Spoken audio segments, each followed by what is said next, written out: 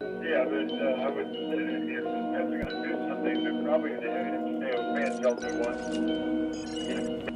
Another thing is I wanted to mention, I'm so excited about the community meeting that was held last night. I wasn't there. I heard it was tremendous with the community of safety that's putting together. The local. If things were going to be pursued, then they would be the ones that were at the head of that table. It is very simple. To make sure you fringe on there for me to be here this evening. It only takes one unstable person to show up. And buffer this situation and get it drawn down until we can get some politicians behind this, some constitutional judges, some constitutional Guys, we're live streaming right now, if you guys don't mind. With ABC News, will you mind talking to me for a second while you're here? You think I'm afraid of anything? I'm not afraid of anything. What was done was wrong. We invaded a community without permission. You have a commander out here who's not a Harney County resident. We're here to hand this over to the citizens, not the militia. For all the rumors that are going to come here, we'll make sure they don't. Safety that's putting together, getting ready to take over operations. Remember, we are here to lead, but we're here to pass the baton safely to the citizens of Harney County. Standoff in an Oregon wildlife refuge is now in its 7th day. It's a holdout that includes people from all over the country. Fox 13's Zach Whitney joined us live in studio with what some of those Utahns hope to add to the situation up there. Zach. Yeah, you know, some of them are there to support the Bundy family and the Hammonds in their takeover of the wildlife refuge, but others hope to defuse the situation. But both sides say they hope the confrontation comes to a peaceful end. We spent basically a half-day meeting with the players involved. So in other words, the Bundys. Utah Attorney Todd McFarland says the situation at the Malheur National Wildlife Refuge is tense. He's part of a group of Utah attorneys hoping to de-escalate it. And their biggest concern was what they felt like were the distortions and mischaracterization of what was going on up here. The standoff at the wildlife refuge started last week when a small group broke into the refuge headquarters and said they weren't going to leave until the federal government agreed to give up control of the land. We basically came out here not to protest or stomp our feet and cry how we were being abused. We came out here to make a difference. Ammon Bundy posted this video to social media Saturday afternoon saying they're gaining support both locally and regionally. John Pratt drove from southern Utah to join the cause. So we drove the 10 or 12 hours that it takes to get here, and we came in, welcomed in. McFarland says the big message out of Oregon is that it's not an armed standoff with the feds, but more of an occupation on federal lands. That's not what I observed. I didn't observe any conflict. I didn't observe any standoff. It's a very open atmosphere out there at the Malheur Wildlife Refuge. McFarland says this really is just one specific incident of public lands occupation that the Bundys have gotten involved in. A lot of the Utah support for the cause comes from the 2014 standoff between the Bundys and the Bureau of Land Management in Nevada. The family has become advocates for land rights and have gained hundreds of supporters. Reporting live in studio, Zach Whitney, Fox 13 News, Utah. Zach, did McFarland give us any idea of when this situation might come to a close? He did have a chance to talk to the Bundys. Yeah, he did talk to them at length, and he said that that was part of the talks that he had with the governing body out there in Oregon. He said they are working on an exit strategy right now. No specific timeline at this point, but the longer it goes on, the more support they're getting. Interesting stuff. Zach, thank you.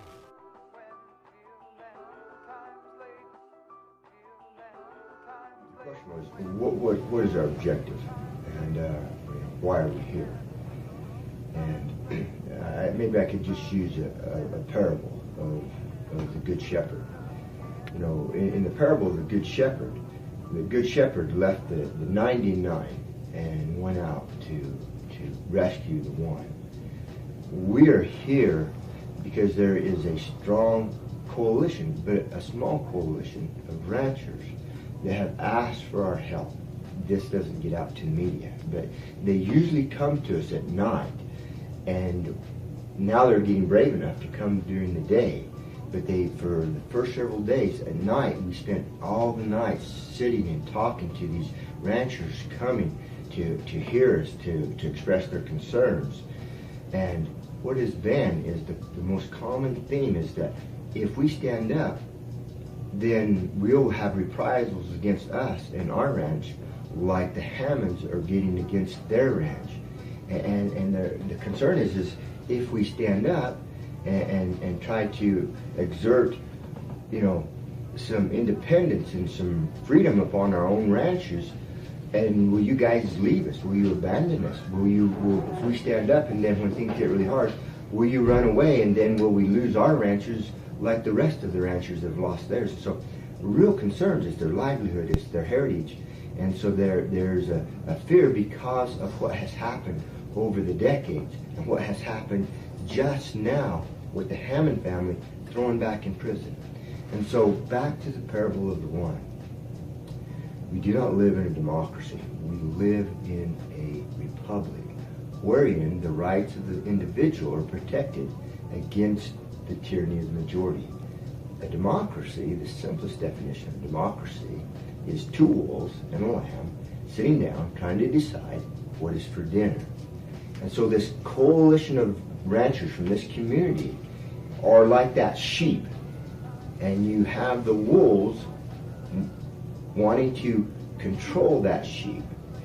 And as long as there is just one rancher left here saying, please help me, Mr. Finicum, I will stand, but please help me hold on my ranch, help me to be a free man on my ranch, help me to be able to recognize my county as the proper form of government, the proper government I should be accountable to, and my state, but please free me from the overlord and the oppression of the federal power. And so as long as, for me, LaVoy Finicum, as long as there is one rancher saying, LaVoy, don't go, I'll stand beside him. As soon as there's not one rancher that wants me to be here, then I must go, because then if I was to stay, I would be like the federal government. I am here for your good. I am going to help you whether you like it or not. And that is not what we're here for. They have asked for our help, if that's not what's being portrayed. But I have sat down and talked to them. I've seen our conference room filled with them. They have organized, they have voted, they have created an organization on their own. You know, my goal after that is I want to be home as soon as possible, but I will not leave, you know, until the job is done. And the job is done is when they're free, when the county is recognized in its proper role and proper place, and when the federal government in this place in Harney County returns back to the confines of the law, that they are not to be bringing their forces, their control down to the state and county levels and entwining themselves into every aspect of our lives. The things of the state or the federal government belong to the federal government. See, a lot of times people try to portray me as I want to overthrow the government. I'm a radical. But no, I believe in government. We need government. I believe in the federal government. We need the federal government. Well, what do we need it for? Well, we need it to protect our borders, don't we? We need it to defend our nation from other nations that may become aggressive. We got to have that federal government. And then we need them to make sure that commerce stays regular between the states. Not regulate every aspect of commerce. Okay, let's keep that straight. And then just a few other narrowly defined responsibilities as outlined in the Supreme Law of the land. We need that. But we need the federal government to quit being lawless. They need to return to the confines of the law which we the people placed upon them. And the states, they need to be free without the oppression of the federal government, threat of the federal government, to deal with the things of the state level. And the counties need to be free to deal with the things at the county level, okay? Now, for example, there's no way I can pick up the phone and get hold of John McCain and sit down and talk with him. He's my state senator from Arizona. I can't get hold of Jeff Flake. You know, you can get online and they'll give you platitudes that we'll pass this along. But I can pick up the phone, and I have done, and get hold of my county supervisor, county commissioner. He'll talk with me. I can have face-to-face, have done. I can pick up the phone, talk to my county sheriff, you know, and I can sit down and talk to him face-to-face, and have done. But I cannot sit down and pick up the phone, get a hold of Miss Loretta Lynch, and she is not going to give me time to sit down and talk to her. So that is not a representative form of government, you know. And so we're here, basically, I don't want to get too long-winded, We're here to help the ranchers that have asked for our help. And at the moment that there's no longer one rancher that says, we don't want you here, I'm gone. But what we're hoping, or what is happening, is these ranchers are saying, thank you for being here. Thank you for being here. Help us to get this down, and then we will take it over, and we will do it. And at that moment, we go, whew, thank you, there's the baton, and we are gone. But we promise you, Harney County, you ranchers and you loggers and you farmers and you citizens that want to be free from the federal overlord, that at any moment, once that baton is passed, that if the federal government once again tries to re-exert their force over your ranch or over your water rights, you need to deal at the county level with that. We shall return to stand between you and them. So we will leave, but with the explicit understanding, we will not abandon you if they come back to again to re-exert control over you. And so it's about the one, but it's a whole lot more than one here. There's a lot here. And so I hope that kind of clarifies it. You want to stop that one, Steve? Beautiful, LaVoy. Really good. We need to get ready to get that up on YouTube. Oh.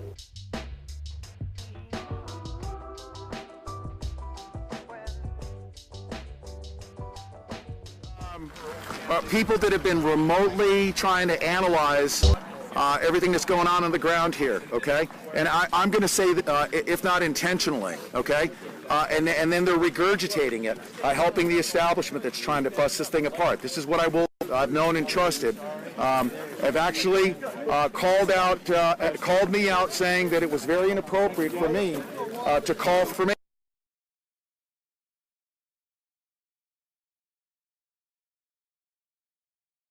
Government that wants to come in here. We've already known that the federal government would love to be able to come in here and kill these guys on the other side of the fence. Now, if we have 100,000 people as a buffer between the federal government and the guys that are inside, then we can work through. Go ahead. You're on speaker.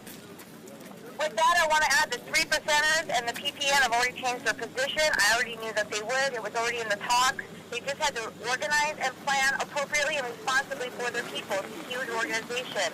Everybody that's been talking about that anymore because they're not doing anything. They were planning the whole time. I was always in the know about that, but I wasn't going to report their OPSEC. I'm not that kind of reporter. I protect this movement. I am not the type that's going to spill the beans on something that would ruin everything. They were being responsible, and now they're there. Right. You guys, they're there. They just came in, and like dozens yesterday. How many Pete came in last night that you took care of and bought a room for last night? That's right. There's quite a few of them, and there's more coming in multiple phases. We've got a lot of patriots coming into town. It's the most important thing that we can do right now. We have safety and security issues that unfortunately the Sheriff's Department's not even attending to. We need good patriots. When that breaks down, when the Sheriff's Department won't even respond to what happened with Louis the Prepper the other night. We had a physical assault taking place at the gate that I personally witnessed. So those changes are going to be made. It's going to happen tonight. Brandon Curtis will be on the ground. Idaho 3%ers is going to lead this effort to have all the patriots maintain a neutral position for protection, security, and safety of everyone, including the demonstrators, the general public, as well as law enforcement as well. So we are now on the ground to...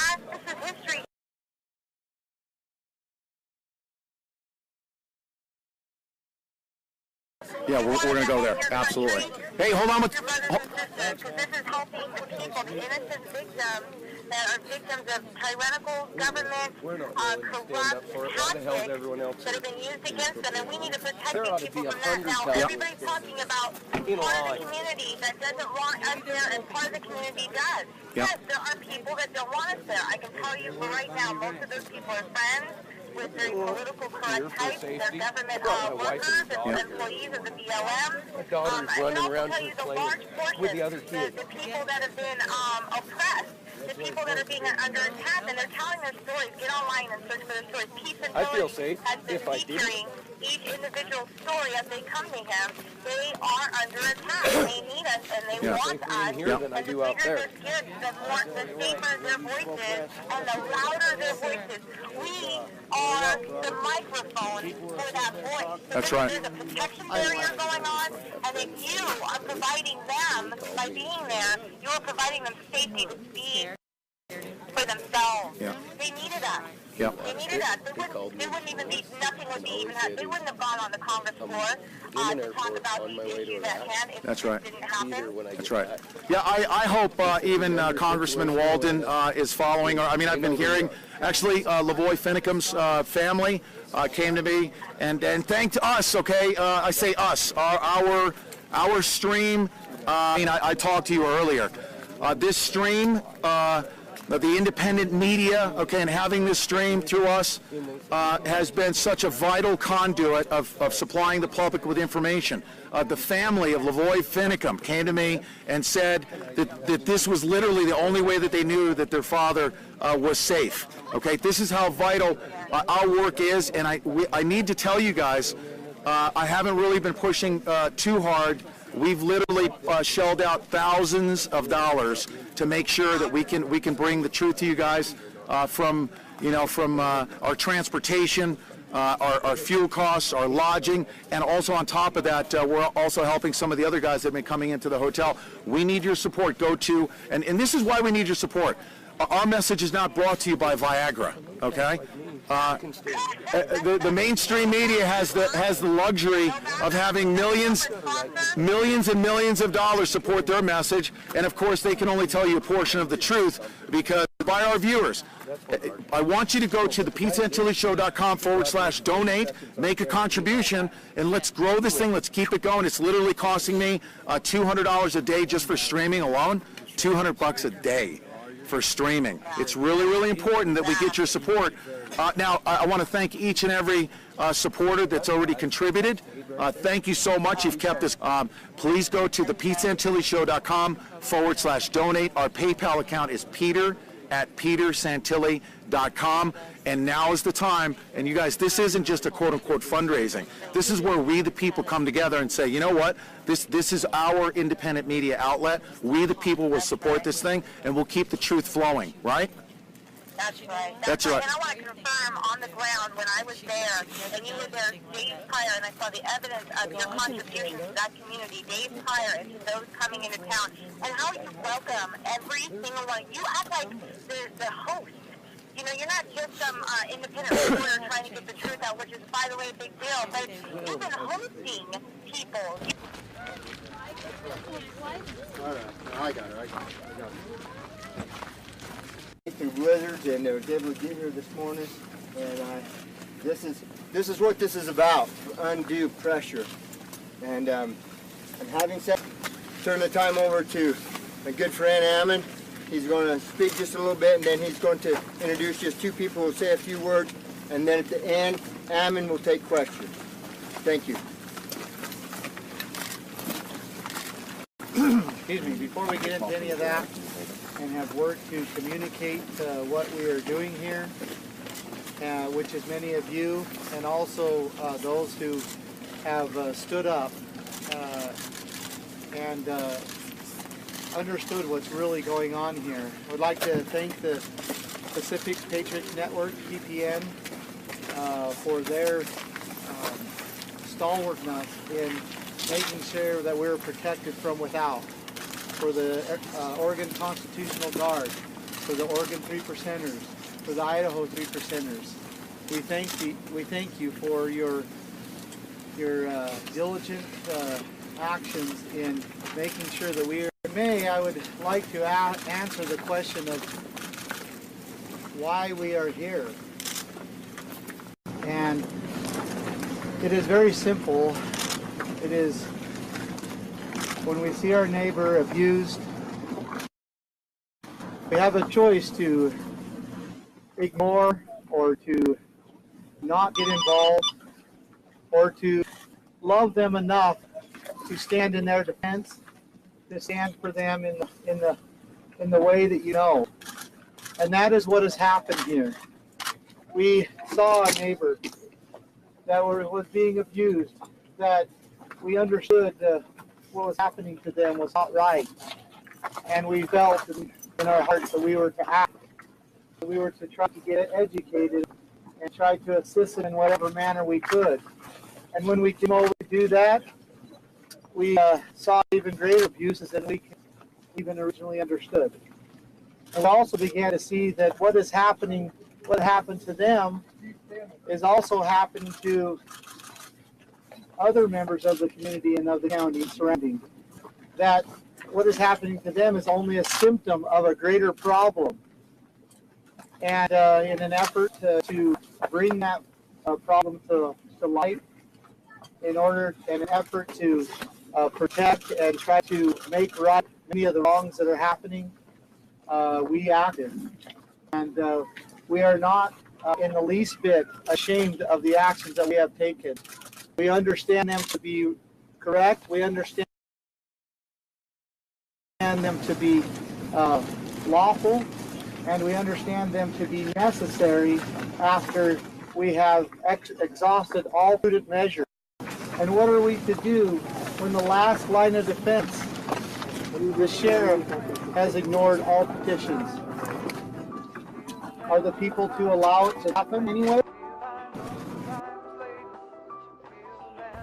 He did yesterday. We met, and he said gracefully that he would give us free passage out of the county and free passage out of the state if we would leave.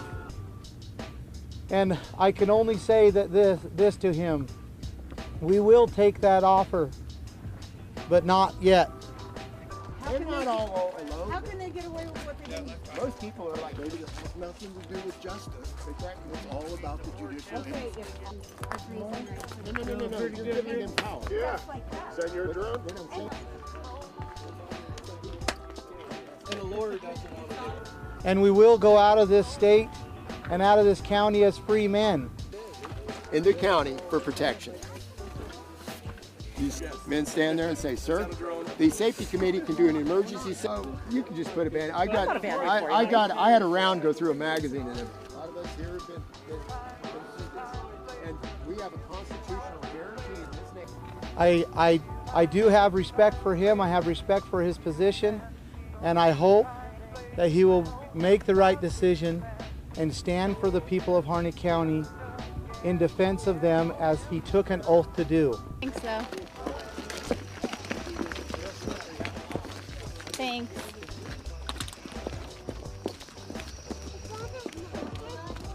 Many of you have asked, how long will this go? And we say to you, not a minute too early. Until the people can stand on their own and begin to fight this fight without the fear and intimidation, without the chains that are upon them. Until they can do that, we will be here for them.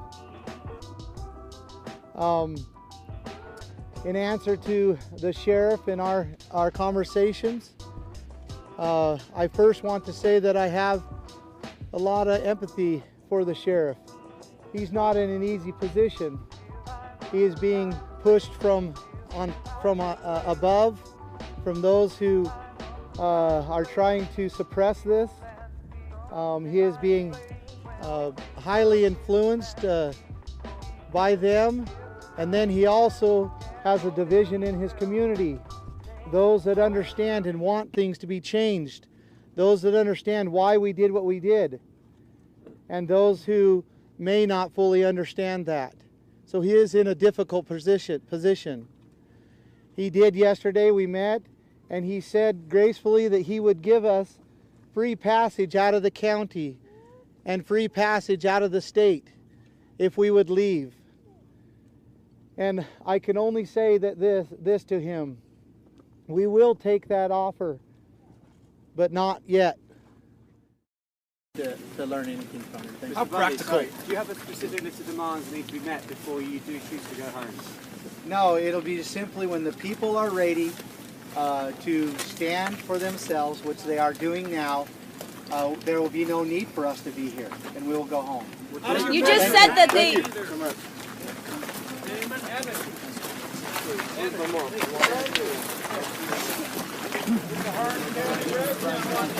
Let me offer an opposing point of view. My name is Barrett Kaiser. I work for a public lands advocacy organization out of Colorado. This isn't about loving your neighbor. This is about furthering a right-wing extremist agenda.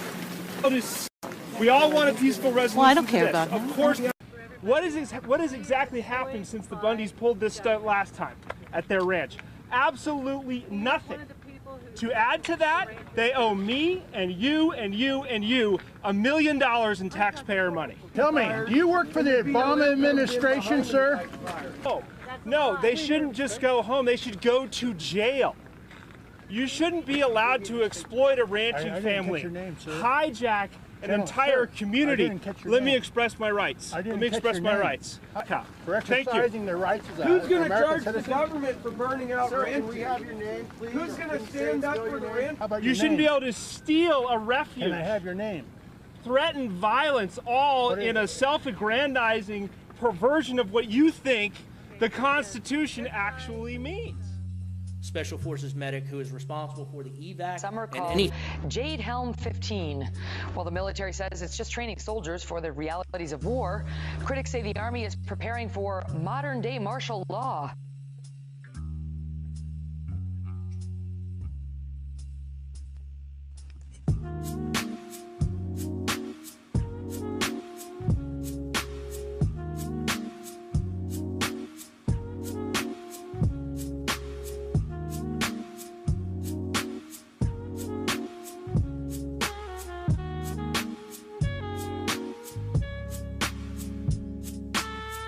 have medics.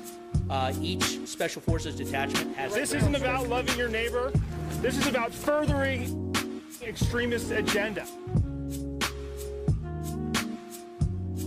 Special Forces medics that are trained to a very high trauma level that will be with each element. We will also have a support element that will have a senior non-commissioned officer. Yeah, but I would say that if the feds are going to do something, they're probably going to have him stay away until they want the locals to come in and cover the backside. You know, away from the federal perimeter and then outside. That was the Texas Rangers, State Police, and the Clinton County Sheriff's Department for the exterior perimeter. So you got to go to the perimeter before you got to the feds. Clear marking of the participants. That for us, that's one of the big things. We make sure that all of our guys have some type of marking that they'll all be wearing an armband with a marking that identifies them as part of the exercise. And if we have role players, for example, a landowner or a business owner who is participating in the exercise, we'll ensure that they have marking as well, that they're part of the exercise. Yeah. What was your rank in service? Me? I was E-18 when I got out. E8? E-18. I'm a U.S. Navy SEAL. Right. Did 2 tours, 8 years total. Did you get past the perimeter? Right on. Or was there no perimeter by the time you came in? I'm glad you're here. I was here earlier. I got some things to handle. Let's get that gate shut, and then... I've got 13 of my boys coming. Right. Did they show you the path and ground? No. How'd you get past the perimeter? I walked it. The truck. The truck didn't. We went out and got it. Not our perimeter, the FBI's perimeter. After they grabbed Ammon, they set up a perimeter. What do you expect out of a U.S. Navy SEAL?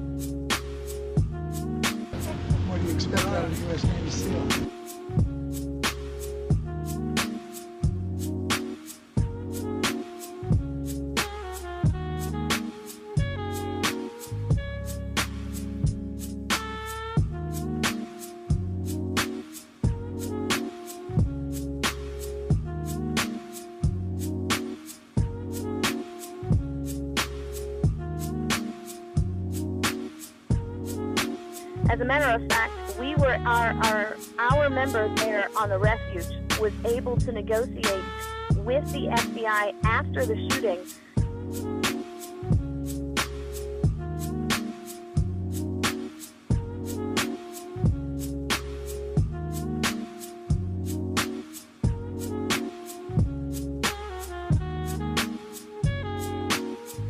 The locals coming and covering the backside, away from the whole perimeter, and then outside that was the Texas Ranger, State Police, and McLean County Sheriff's Department. Okay. Were the exterior perimeter, so you got to go through the perimeter before you got to the fence. What? But involving the mischaracterization, not of just LaVoy, but of the whole occupation, because I think it's been grossly mischaracterized. These folks, and I'm going to go back to Ammon Bundy, if they have arms, if they have security, it's because they're concerned about their personal safety. Why would they be concerned about their personal safety? If you were Ammon Bundy and you'd gone through the experience he had in Bunkerville, if you had snipers, if you'd had military personnel, if you had been tased 4 times, if you had had those contractors, if you had your brother Dave arrested, beat up, thrown in jail for simply taking pictures on a public road at it. We live in the United States of America. We have a Constitution. We have the Second Amendment that guarantees our right to bear arms to defend ourselves. If they are bearing arms, it is because of their concern for their personal safety. It is because they believe in the right to defend themselves. Those people who think that this, my perception again, that this is some attempt to spark a shootout or a rebellion or a revolution that will spread across the country, I'm telling you, I think that is absolute hogwash. That's what certain elements of the government and the media want to portray it, to try to make something like that happen, to say, okay, this is what happens when crazy people have guns. I don't think that's the case at all. And so if they have arms, it's for their own personal security. Otherwise, let's think about this. This is portrayed as a federal building. Well, let's describe it another way. This is public land. This is a public facility. Are not the Bundys and the Finicums and anyone else involved members of the public? Is it that sign that's got an American flag on it right now says, welcome to your National Wildlife Refuge? Does that not include the Bundys, the Finicums, all of you, me? Why shouldn't they be able to come here? People say they shouldn't be able to. I've heard they're trespassing. How are they trespassing on public land? How do you differentiate this between the armed occupation that former U.S. Attorney General Eric Holder engaged in 1970 of an ROTC building at Columbia University? What's the difference? Amen. Yes, sir. What is the difference? If they have arms, it's because of concerns about their own personal safety. So if Eric Holder can do that and then become the U.S. Attorney General, we need to rethink the narrative here. They're American citizens exercising their lawful rights under the United States Constitution. They're on public land that was basically unoccupied. I can't see that they've caused any damage to anything. I think you need to really seriously relook at the narrative that a lot of the media is trying to spin about this. Sir?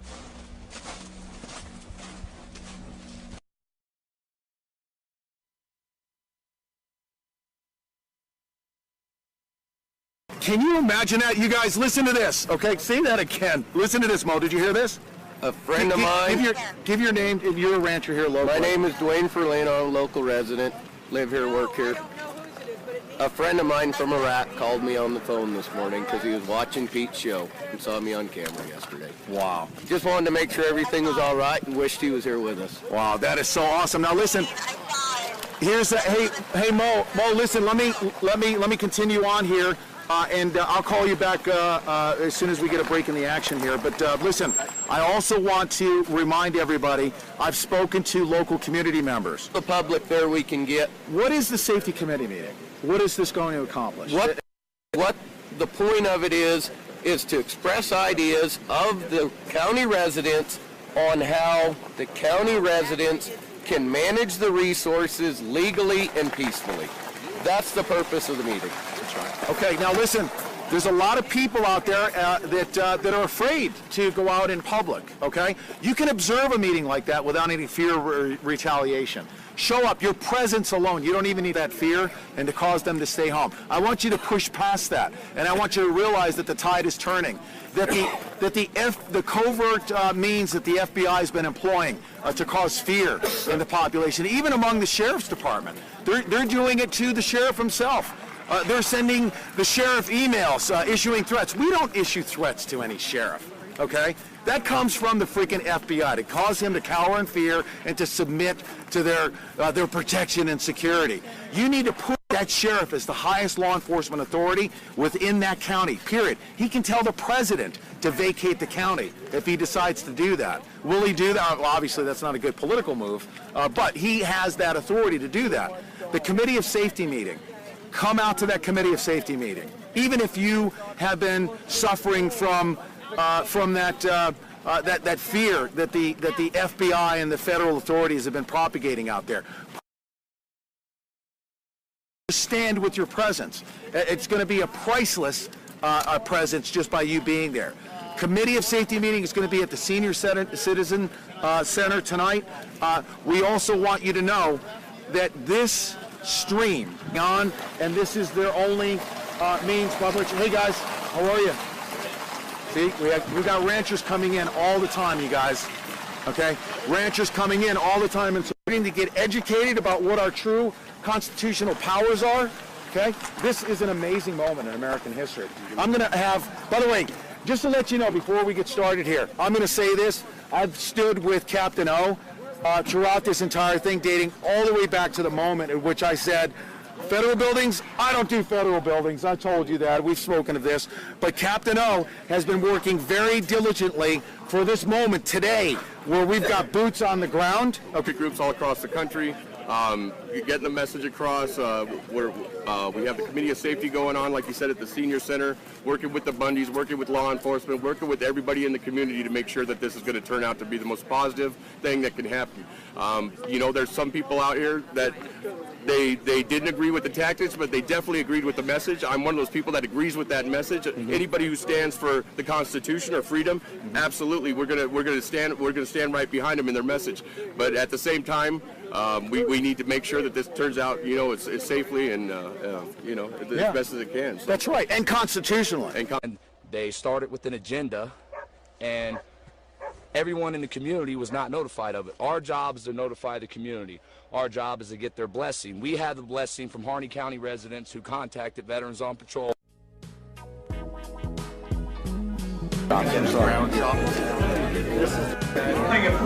Lamos. Why does that name sound so familiar? Pete Santilli. MAC. Deborah. Pete Santilli. Yeah, you doing okay? It's good seeing you too. God bless you guys. Yeah. You gonna come out there? Out. Yeah, good. Especially those that are, you know what, they're afraid. Yeah. Especially business owners. Yeah. Yeah. I will.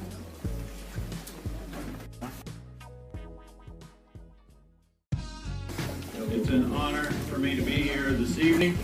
I'm intrigued by all of the media outlets who apparently have the lens count. Made thousands of ambulance calls. I feel that my position is extremely important, and I will do my best to do a good job. Greg Hobine family and I moved here in 06, fall of 06. We reside out of the Druzy area, Stinking Water Creek. This is about a start. This is about bringing Harney County together. hearing every single voice and going forward. And I really appreciate all you coming.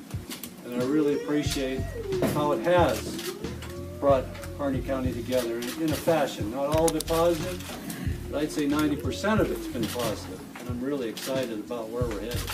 Thank you.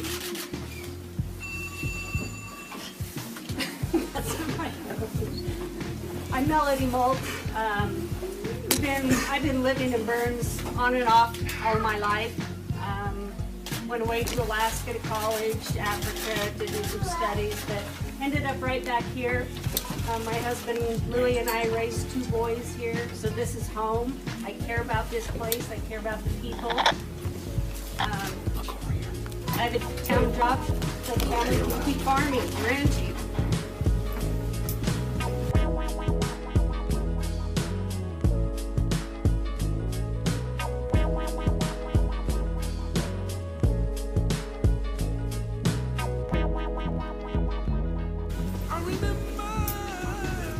As Rick started off, alluded to earlier, we attended a meeting set up by Ammon Bundy to bring the community together to support Hammonds and also issues that we have with our federal government and the jurisdiction on our public lands.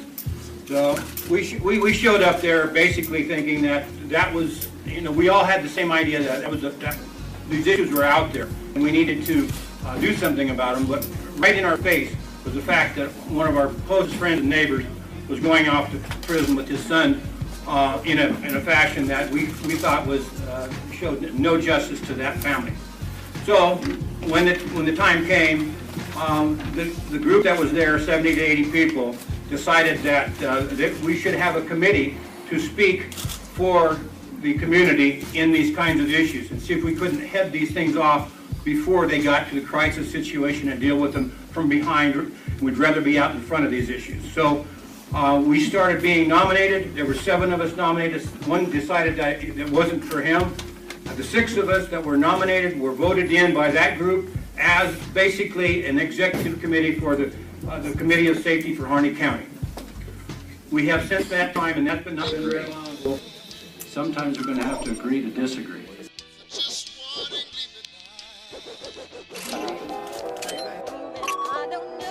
I agree with everything that said the very last portion. I said, you want to run them off and we'll take it.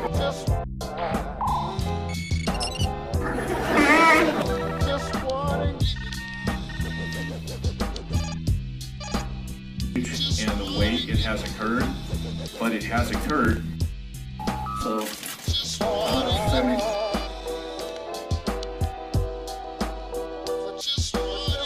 And I gotta say, I'm very, very excited about it. And I know if we have the same issue in Boise, I want you guys to come. And I stand here today. I am not afraid of you.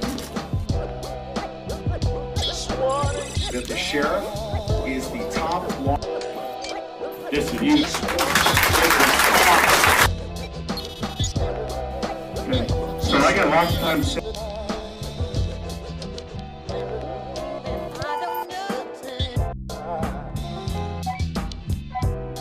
Bring a little bit of more overreach everywhere. I just want to. You stood up. I mean, Theodore Roosevelt's got something to do with that wildlife rift.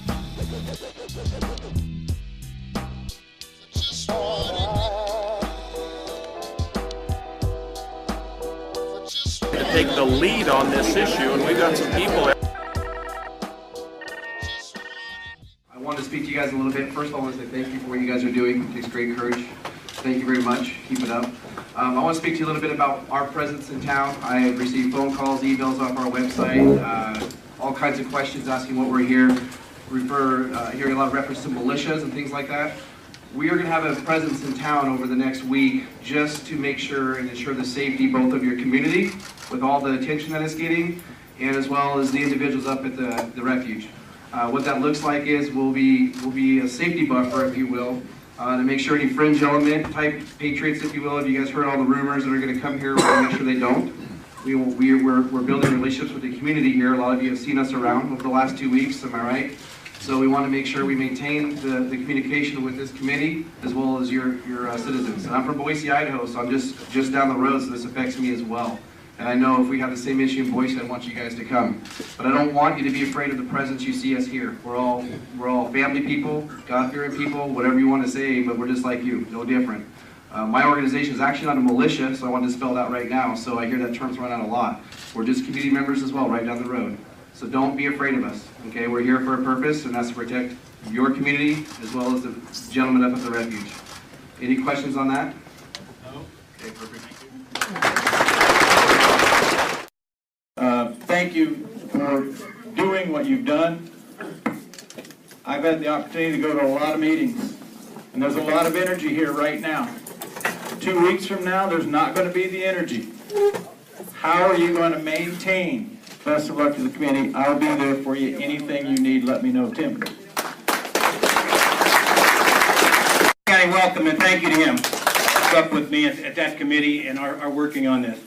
None of us have worked together on committees before. I've been on lots of committees, lots of different places, and I'll tell you what, we don't always agree on everything, but we agree to disagree in a way that moves things forward. And this group is a venue for the different things we've sent out. We did literally move it 4 times in order to get it. What they did, you can do as well. We need to improve this group. We have put together who want to sit on this committee and work with us and be helpful Harney County. Okay. The first thing you can do, after you do your homework on the issues that we have, the first thing you can do is talk to the people who are not. Why did you miss that? That was a great event. It was a coming together, your contact. We're going to have a meeting in about 2 weeks, and at that General Assembly meeting, we're going to vote on an additional members to our Safety Committee, Executive Committee. Okay? So if you want to be involved with that the intimidation that's tried to come down on us was almost 99% of it because somebody told somebody something that was not true, or they wanted to make sure that, or somebody else believed something that was bad about what we were trying to do. We are you are a part of a new movement in America that's going to go back to the constitutional rights as it was intended, and just come up and sign your card, and we'll vote on your next amendment. Okay.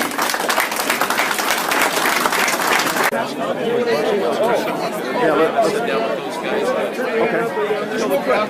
Yeah, I want to get your comments out to the community because everyone, especially those that are afraid to show up here, are watching this. Now, too far, just right off to the side here. Okay. Read it. So I need permission from these guys. Community understand. Find out who it is. Let me know. I'll get the permission. I'll take it out. That includes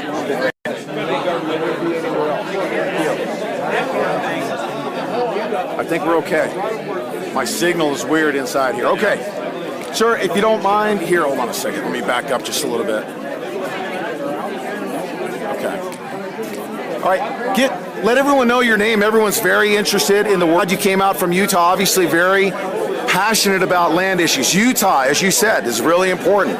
That is the model. Utah has... Well, I don't think Utah has a model yet. Okay. Utah, I feel like, is trying to take the lead on this issue, and we've got some people there. In fact, they've got a proposal before our legislature that starts meeting at the end of this month to allocate $14 million for litigation on that issue. But that frames the issue right there. Mm-hmm. They feel like it's going to take multi-million dollars, the resources that can be brought to bear. I mean, John Pratt, my good friend, he hit the nail on the head. Do you think the Supreme Court wants to rule in favor of the states on this issue? I mean, run it all the way up the flagpole. Right. I have grave concerns about that. So there's got to be another way. I mean, honest to goodness, there's lots of things that our so-called justice system just is not equipped to really do.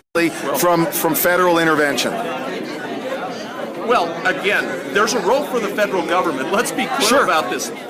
Nobody's trying to overthrow the federal government and say there should no longer No, be and that's not what I'm referring to. lands. Let's not forget, there's a bunch of public land out there that already belongs to the states, and they're doing a better job managing those resources than the federal government is. Right. And that is one concern. I mean, in Utah, we're seeing that. I read an editorial in one of our main papers just this week. The outdoor industry had had a convention, and now we're talking about the transfer of public lands, and they're concerned that if the public lands are transferred to the state or to the county, that they will no longer be public lands, that they will all be privatized, which means that'll cut off access to a lot of those lands, like is the case in many of the states farther east, and they're concerned that that's going to shut down this whole multi-million, billion-dollar industry. And so I think we need to address some issues like that in Utah, Oregon, all the western states, and probably say, you know what, there is so much public land out there that even if some of it is privatized, even if some of it is developed, there's still plenty of room for all of that. Rectory level would be the best. Right. The state level, personally, I think what Harney County is doing right now is the model. If they can could figure that potentially, out, sure. Absolutely. Okay. I mean, I'm going to go back to Utah and say, you guys, Ken Ivory, American Lands Council, right? Get on. I know this. Ken Ivory, by the way. Yeah. Absolutely, get on this because you've been fighting, you've been trying to push this thing uphill, and it's been a real uphill push. Right. Look what they're doing. Right. They have jumped out on this in a way that I am just. I'm speakesless. It's a consensual. It's a consensual process, and as we actually, this whole get up when I get out in the field and doing the live streaming and stuff like that, I've got over 1,200 episodes. I've done a lot of work. You know my involvement with Bundy Ranch? I saw you down there. I did the first. interview with Right. Remember that video? Yeah. Right. Exactly.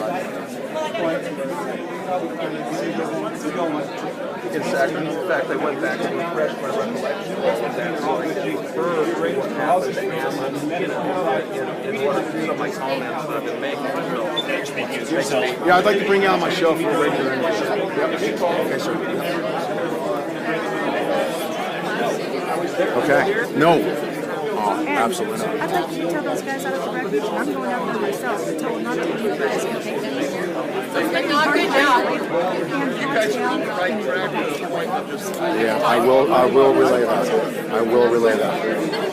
I will. And I was going to get up and ask that question, but somebody had brought it up. So. And that's why the committee was split 50-50 whether or not to tell them to go. Because if they go, then everything will go back to normal. I watched you guys hand out the pizzas and stuff. Oh, wow. That's great. Can I give you a hug? Yeah. This is a soft side I wanted to see earlier. Of you. Oh, I am who I am. And if you're trying to change that, I'll freaking crush you. No. Hey, let me ask you. You know what I mean? I'm exactly who I am. How long are you guys sticking around? You walked up to me within the first 30 seconds. You were telling me how to be and what to do. Well, anybody tells me what to do, I freaking rip their face off. But I understand. Dude, this is the second time you've gotten in my face. Just step away. Come over and be kind. Step away. You're not being kind. This is the second time. I am exactly who I am. That's great. That's all you need to do. I'm Keith Santilli. Don't ever tell me what to do. He's telling me to take off my camis and be a kinder general. Well, that's a. Did you ever see a 2010? Yeah. Way to go. And the thing about it is, you're fortunate enough. I'm with the poll. Okay, I'm Keith Santilli. Press poll. Absolutely. I just want to say I always tell her she's my co-host. I always tell her, don't ever tell me what to do or say or do. Those who try to keep up with this one, that's what was my intent to come over. So I'm not coming over to Badger. I was coming over to thank you. Thank you. But they're still there, and that's how I'm ready to live. One of our big issues we're dealing with now is not dealing with. Yeah. Yeah, see that? Huh?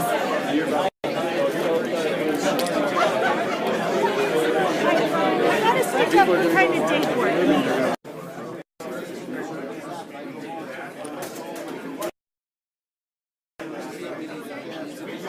mean, I've been hearing about this meeting all week, and I've been hearing about the Committee of Safety. And I'm telling you, I've been walking around the room, and everybody here feels like this was just the same old, same old. And now these people are going to take over, and they're just, nothing's going to get done. And I'm just telling you, that's the consensus that I'm feeling here, because none of them, and I don't know, it's like... Hey, Brandon. It's such a... Hold on a second. Hey, Brandon. I guess we'll just have to see. But, you know. Okay, actually, stay right there. And we've been so busy, I haven't had a chance to really introduce you, so... There's a lot of noise, so good as... Huh? There's a lot of noise. Yeah. Right here. Okay. Brandon Curtis, founder of Idaho 3%ers. You know I've been advocating for good reason, because I believe in exactly what you're doing. Every day, every hour that has transpired, just seeing how you guys operate. So you guys coming back out here, I'm going to kind of lead you into this discussion, and then I'll turn it over to you. Absolutely. We've had some security issues, okay? The bottom line is we've got a situation where the Sheriff's Department can't even respond to it. The FBI is more resigned to doing covert stuff to screw everything up in the background. And they will only show up with... I'd rather have them show up with tanks than do what they're doing covertly. You heard the community here. They're scared to go talk to those guys. Yeah, right. That's exactly right. But the bottom line is security can be managed by we the people, period. Right. So you're coming back, obviously understanding that we're now in a constitution. Well, we figured there was a need for that, and the reason being is because what we don't want to do is allow another free Waco. We don't want to allow, we need to provide a security buffer for the guys up there at the refuge, as well as the community here. And it's for a couple different things. We don't want them to end up in a bloodshed. We don't want a standoff. We don't want a wake type situation up on the hill. We don't want the community here afraid of us. We want them to be afraid of the sheriff's office. Unfortunately, the sheriff has been absent. For whatever reason, I don't know. But what we want is for the people here to feel secure. And we want them up on the hill at the refuge. Ammon's doing what he's doing to make a good statement. Right. And it needs to be listened to, and it needs to be made. Right. No matter what anyone thinks about how we executed it, I'll put it out there. I didn't agree with how you first did. You and I talked about that. But the statement needs to be made. Yes. And we're going to support that. And we're going to make sure that he can do that safely. Now, I heard from Ammon himself today. I spoke with him personally. The U.S. Constitution is so that is going to require a level of negotiation plus a level of support. Correct. Okay? And I stand with that. With Ammon. And I'm fully... They've been told certain things. The FBI is doing all these profiles that, all these people are bad people, domestic terrorists, armed insurrection, everything is bad. We're going to bring in, we're going to suspend posse comitatus, bring in the DOD, we're going to do drone strikes. Scared. He's scared. Well, and he hit on something that's very funny, that they keep throwing around this word armed insurrection. Yes. You go look at the definition of armed insurrection, that indicates we're going to take over the White House or do something to that effect. Armed. We're not doing that here. Well, they didn't even take over the refuge. No. Armed. There was nobody in. They just walked in and then took a defensive posture. Right. It wasn't an armed takeover. It wasn't an insurrection. It wasn't even an unarmed insurrection. Right. It wasn't even a takeover. It's like a siege. Right. And they just... all the drama out there. This isn't occupied. That's what it is. It's an occupied. It is. And that's what they're doing. It is. Peacefully. I encourage people to go talk to them. We're going up there tomorrow. You've been up there. Right. There's no issue. You can come and go freely. Do you believe that you're also... I see it as a three-pronged leveling out there, that you'll be able to interface with them should there be security issues like we had last night or the night before. The night before last, yes. Right. Exactly. We can self-police, correct? We'll self-police. We'll respond to those things. The sheriff's office was not able to respond to that situation. We will. We'll deal with it. We'll remove the issue. Tomorrow, I will be reaching the FBI. Tonight, residents in Burns are coming together asking the militia members, stop your standoff and leave. This is Coin 6 News at 11 o'clock.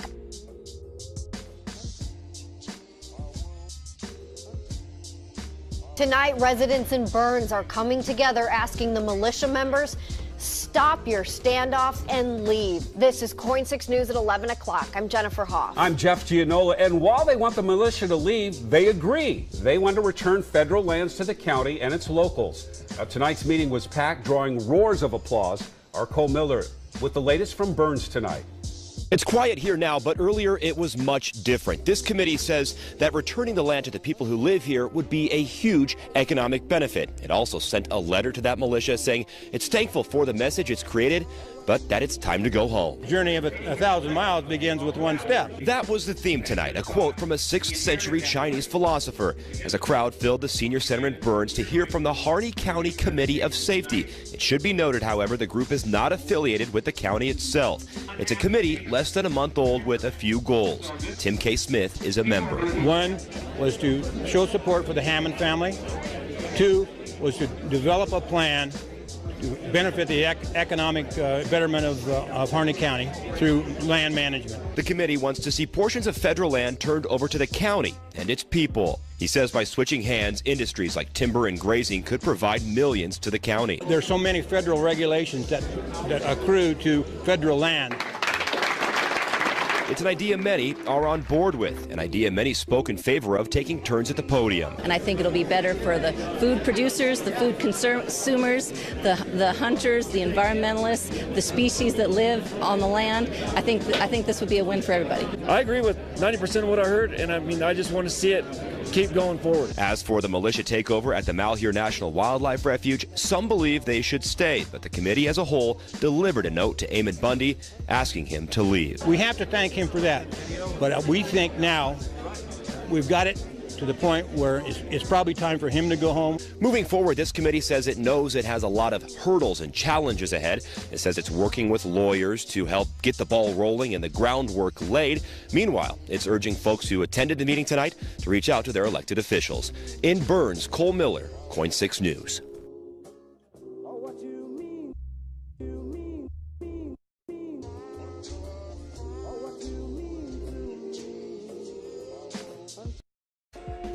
How's it going, everybody? This is Lewis Arthur with Veterans on Patrol, our crisis response team. We hit the ground yesterday.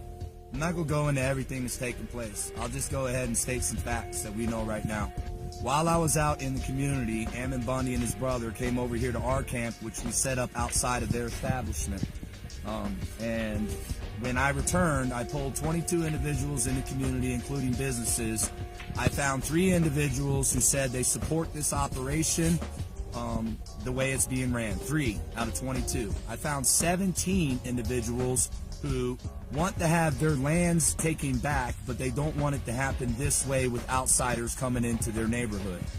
We came up here to de-escalate the situation and try to convince someone that having the federal government killing you is not going to make you a martyr, and the majority of the patriots are pounding on their keyboards. They're not going to rise up.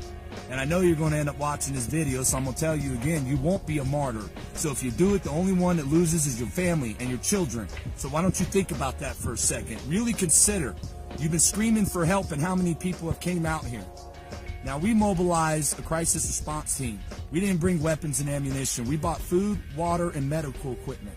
And our job was to get in here and try to extract the warfighter, but we also want the women and children removed from the compound.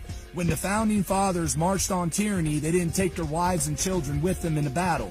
Yet we see American patriots out here taking their wives and children with them into battle, knowing that this could end up being a Waco or a Ruby Ridge. So we still are requesting for all the women and children to be removed. Our request was that the citizens of Harney County would come out here and take command of operation. If the citizens of Harney County were in command of this operation behind us, then I would personally support it, but Veterans on Patrol itself would not, because this gets into the area where we're fighting over race, religion, and politics. So there's some muddy water here, and we're trying to filter through it right now. Part of us wants to stay because we know who's in there. They attacked and assaulted our unarmed team when we walked in there peacefully to check on a friend and see if we could get her home. They wouldn't allow us. Blaine Cooper sucker punched me in the back of my head. Then when his other 2 guys started coming towards me and I moved towards them, he sucker punched me again. And then Jeff and our team moved in, and then he punched Jeff and busted his nose and blacked his eye. Hey everyone, John Ritzheimer here, the Malheur National Refuge. Taking a few minutes here to dispel a lot of the rumors and the rhetoric going on out there in the social media world. You're hearing it from me. You know, as far as who's an FBI informant and FBI provocateurs and all this gibberish. I want to start with Louis Arthur, Veterans on Patrol. Louis Arthur, I met this man a few times at some patriotic events in Arizona, and it became very clear to me that this is a mentally unstable person.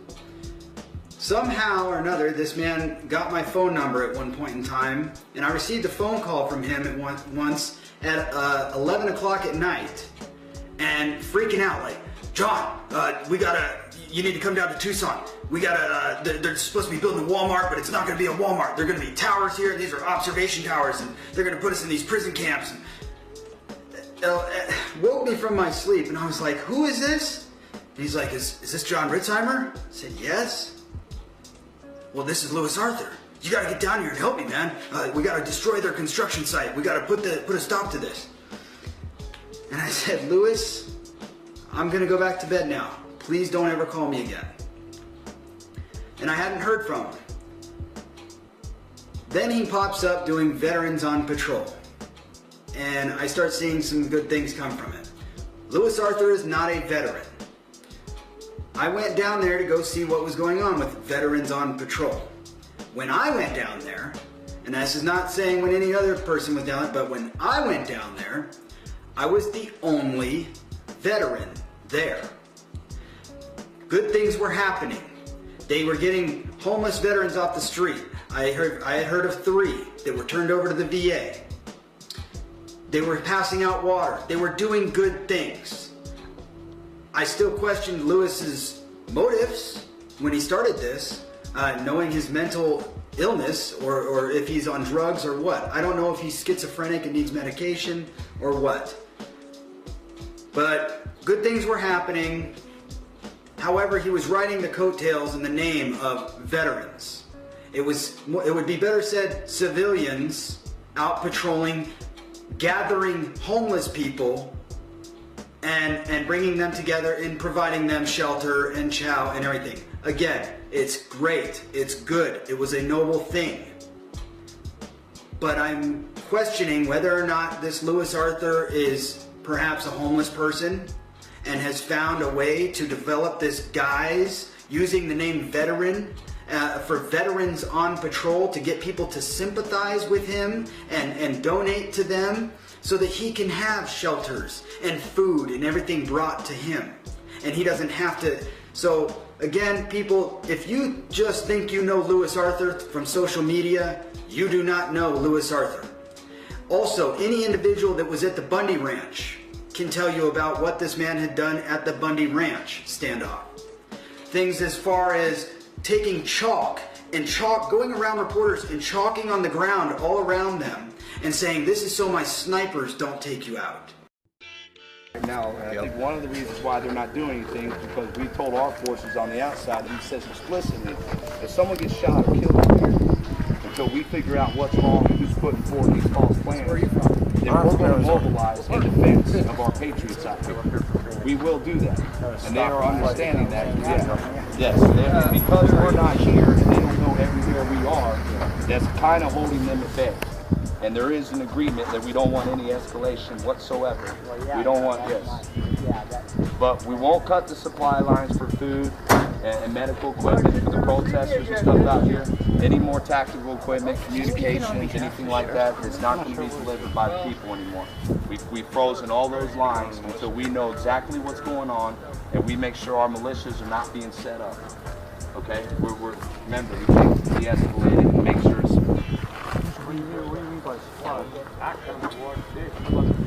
The food, water, and everything, that they will make sure that the people have that. With the hand radio equipment, any tactical gears, certain things they're requesting that they put out there, we won't send here.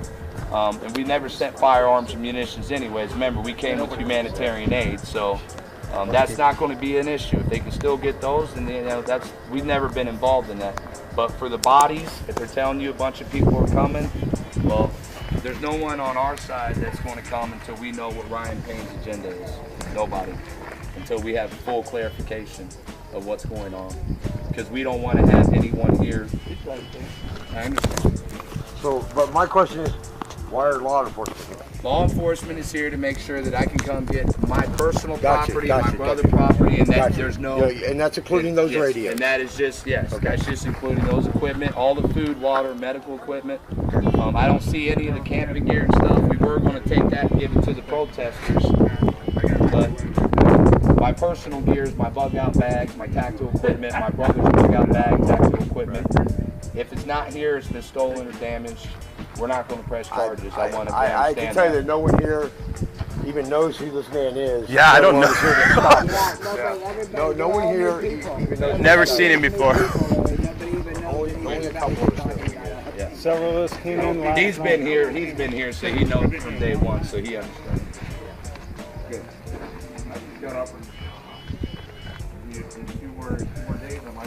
So you have any idea where your stuff is? We are not, we don't know. We don't know right now. So what are they going to do then? How are they going to They're not going to do anything. Okay. We have an agreement. I don't want anybody to think. I requested just one vehicle, but by their protocol they had to bring two. They're just here to make sure that nothing happens because, you know, there is a recording where they said they were setting me up and it predates the police report, so they know. Louis Now, I was here with the radio incident. I was in here when that happened. And I had a problem with that because that was your own personal Well, problem. it wasn't the radios. It was afterwards. The Minuteman came up to me and said that Ryan and Little Dog said that I was a CI for the FBI and I was wearing a wire. I run a recorder whenever I feel bad, and because I voted against Ryan, I felt like they were going to try to set me up. And one of the incidents, God answered one of my prayers personally, and they revealed what they were going to do to me. They said it clearly on recorder that they were going to have a long gun and a pistol, and I'm erratic with my behavior, and they would take care of me. Because that recording and the messages to the USM and the people that's been trying to help these people out here predates their complaint that they made. They know that it was a false report. And if we really wanted to hurt people or do anything, I mean, we would just say, okay, we want to press charges. We want to do this. We don't want the situation escalated. We don't want anyone over here to be afraid that the sheriff's going to come up here and fire a shot or anything like that. They're in agreement that they're not going to do that. And we told them that if they do that, if they do that, that our militias on the outside, the peaceful constitutionalists, will view that as an unconstitutional act against you guys. Okay? Yeah, that would just be a spark we don't need. We don't want that. Yeah. We don't want anyone to get killed out here. We only came to help. And somewhere along the line, maybe we've hurt, but it wasn't intentional. And because of all the lies and the miscommunications and the blatant attempt to get rid of us while we were trying to de-escalate, there's nothing else we can do here. The best thing is for us to pull our people out and just have faith that God's going to lead you guys in the right way.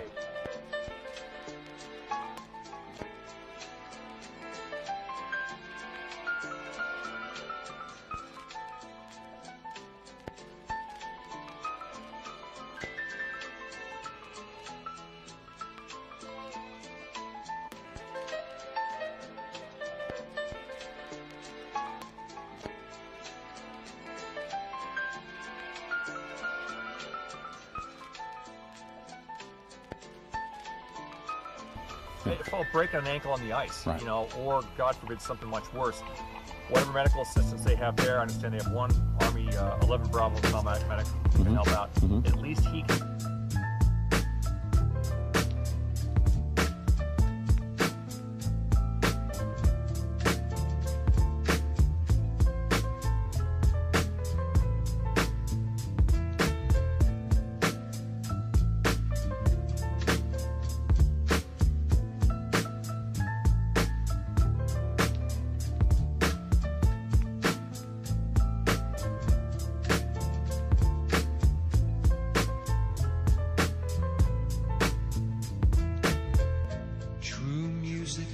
Always been built to last. Sometimes it takes a while. Recognition is Army 11 Bravo combat medic who can help out. At least he can get them stabilized enough where it's something more serious. We can get them here and then get them home.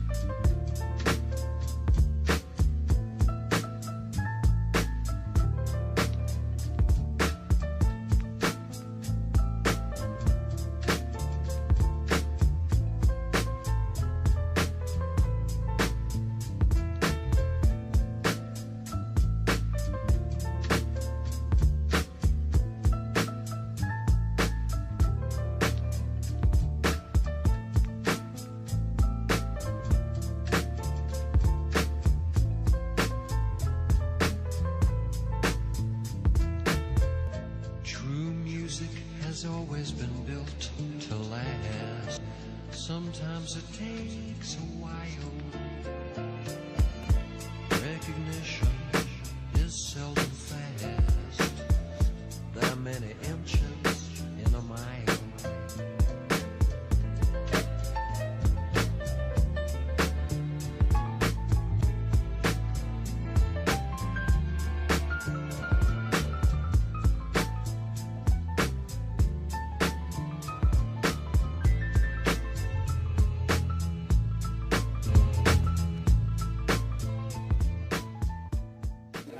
Let's go. It's not started?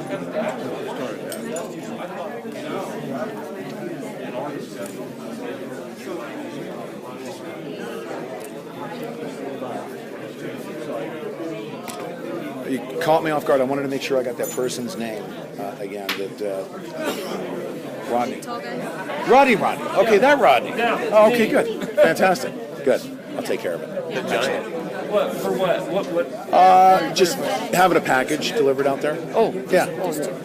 Yeah. Is he going to go ahead? Yeah, they just need permission because I guess they're not allowed to go out there. There's no reason for them not to go out there. No, their boss, her boss won't let them go deliver it. Because of the press. It's okay. Oh, because of the press. Right. No, because of the guns and the press making a big deal about it. It is what it is, right? Right, it is what it is, but... So we'll make a trip down there. Who's at the Silver Spur? Okay. Who's at the Silver Spur? I am. A whole bunch of us. A majority of us. Brandon Curtis is there. Half of the hotel is filled with... See if she can just drop it at the Silver Spur. If you can. If you left it for me or Brandon Curtis, we're there at the hotel, and we've got a crew of people that go out there all the time. So would that be where people would deliver it? Because on Facebook, a lot of people are asking where they could deliver or where they could send care packages to. You can send it to the Silver Spur. Brandon Curtis is he's handling security issues with Idaho 3 Percenters. Myself, my crew, we've got a whole bunch of people there. We'll make sure that they get the packages. Yeah, absolutely. We're running out there every day. Yeah, exactly. I'll see if that's okay with her. But either way, you might have. Can you call Ryan? Do you have his number? Oh, you can call him. Dude, great job, man. Seriously, you're doing such an outstanding job. Thank you. I'm not a speaker. You know what? No, you did fantastic. Just you know how good speaking skills come? Practice. Only one way. You just keep doing it. Yeah. Just keep doing it. Yeah, well, that's it. He's more comfortable in front of the camera than he is comfortable in front of the camera. Yeah, for sure. Yeah, just keep doing it, man. You're doing a great job. Right. Yep.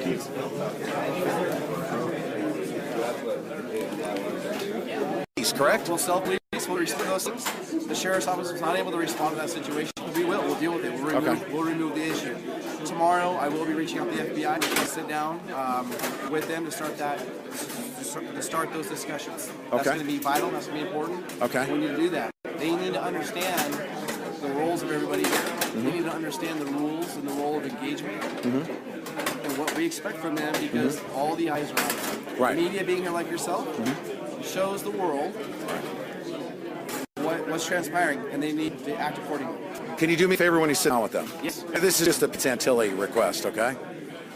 Can you tell them if there's an opportunity to exchange, okay? If they could please exchange the psychological covert operation that they're doing, that people aren't aware of, and just replace that with tanks. Bring tanks in. At least we can see them. We know what's coming at us.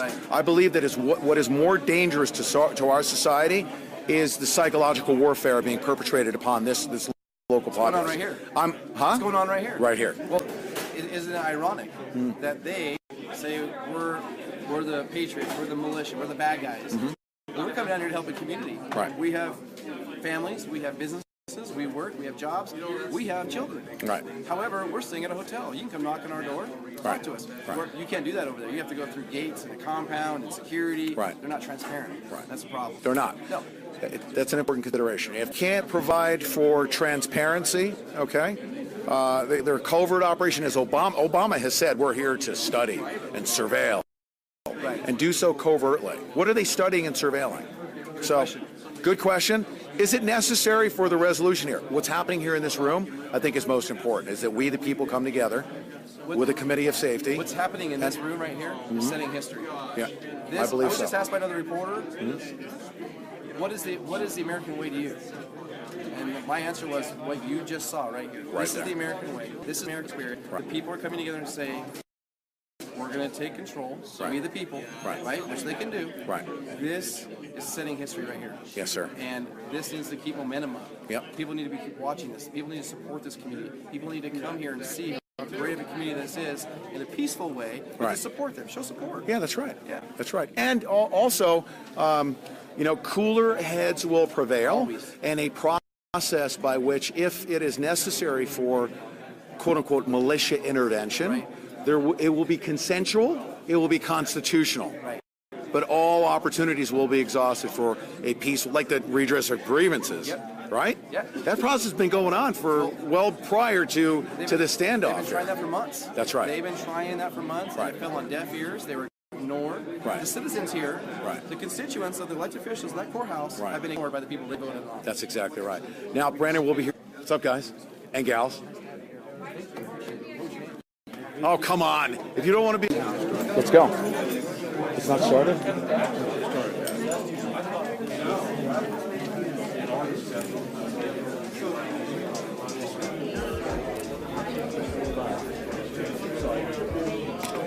You caught me off guard. I wanted to make sure I got that person's name again.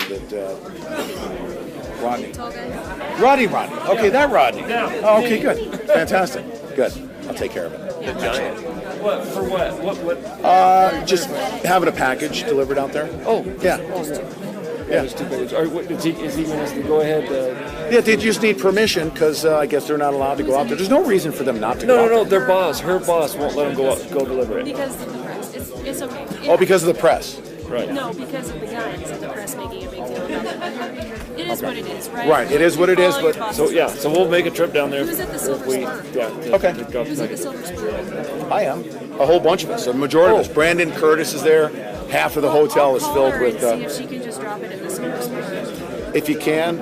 If you left it for me or Brandon Curtis, we're there at the hotel, and we've got a crew of people that go out there all the time. So would that be where people would deliver it? Because on Facebook, a lot of people are asking where they could deliver or where they could send care packages to. You could send it to the Silver Spur. Brandon Curtis is he's handling security issues with Idaho 3%ers. Myself, my crew, we've got a whole bunch of people there. We'll make sure that they get the packages. Yeah, absolutely. We're running out there every day. Yeah, exactly. I'll see if that's okay with her. But either way, you might have. Can you call Ryan? Do you have his number? Oh, you can call him. Dude, great job, man. Seriously, you're doing such an outstanding job. Thank you. I'm not a speaker. You know what? No, you did fantastic. Just you know how good speaking skills come? Practice. Only one way. You just keep doing it. Yeah. Just keep doing it. Yeah. That's it. He's more comfortable in front of the camera than he is comfortable in front of the camera. Yeah, for sure. Yeah, just keep doing it, man. You're doing a great job. Right. Yep.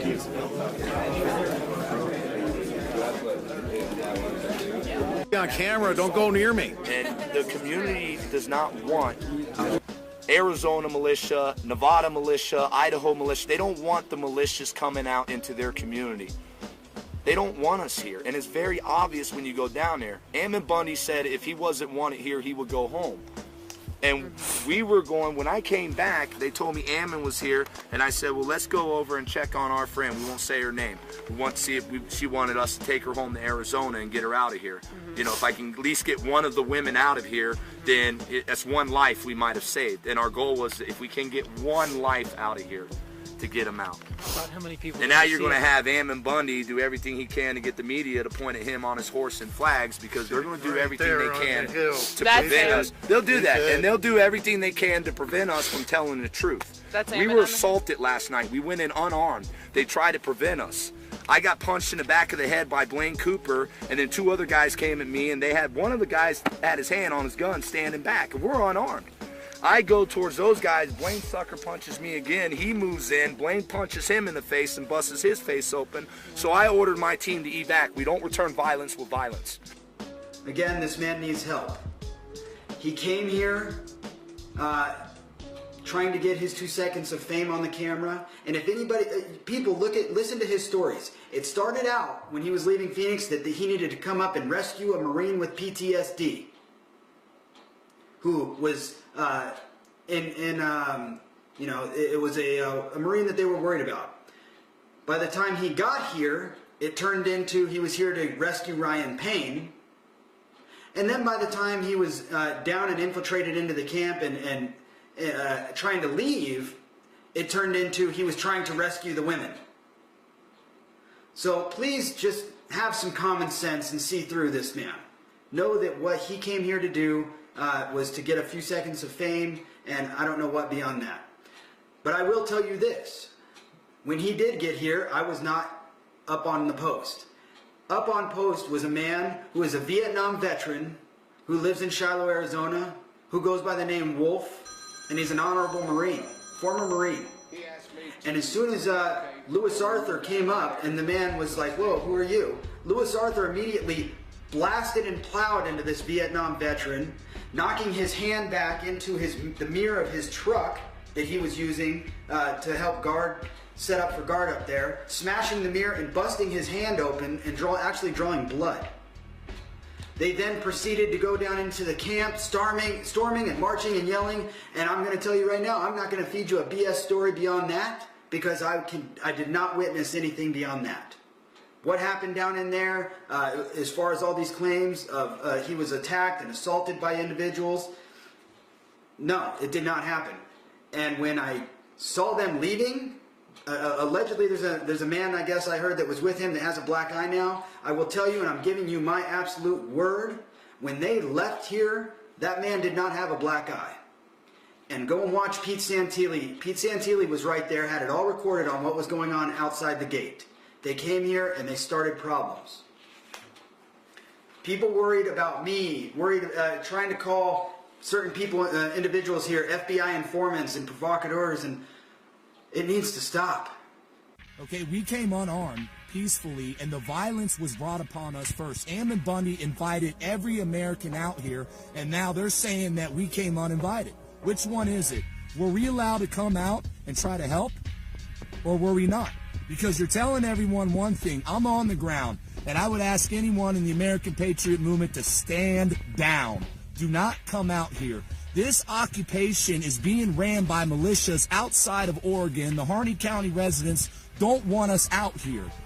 We teach, we talk hours after I've seen little bits, but they're controlling it. They want. That's it. They're the gatekeepers, and so we can control the message if we can get down to brass tacks and be very clear where everybody's coming from, and also, and define roles. So I'm gonna let Todd. Well, no. So yeah, we kind of took a detour to do that, but it was worth doing because.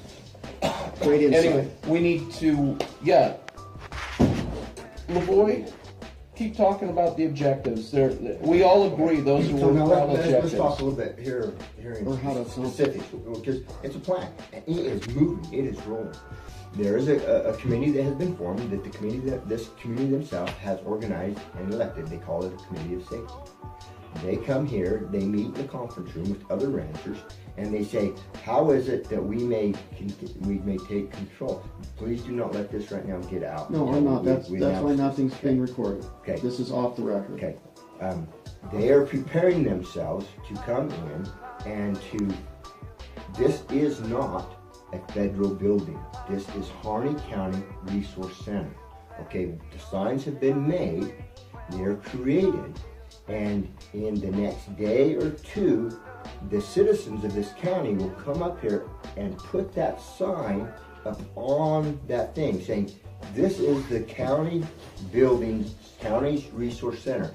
They will come down here, they'll begin to transact their business. They'll set up where they can begin to interface with the ranchers, the deeds, and stuff to begin this untwine the federal transactions, because there's myriad of them over decades, several decades, and to re-exert. Short taste. We just need to be short because we only got so much time. So I'm going to interject one question, go on to the next point.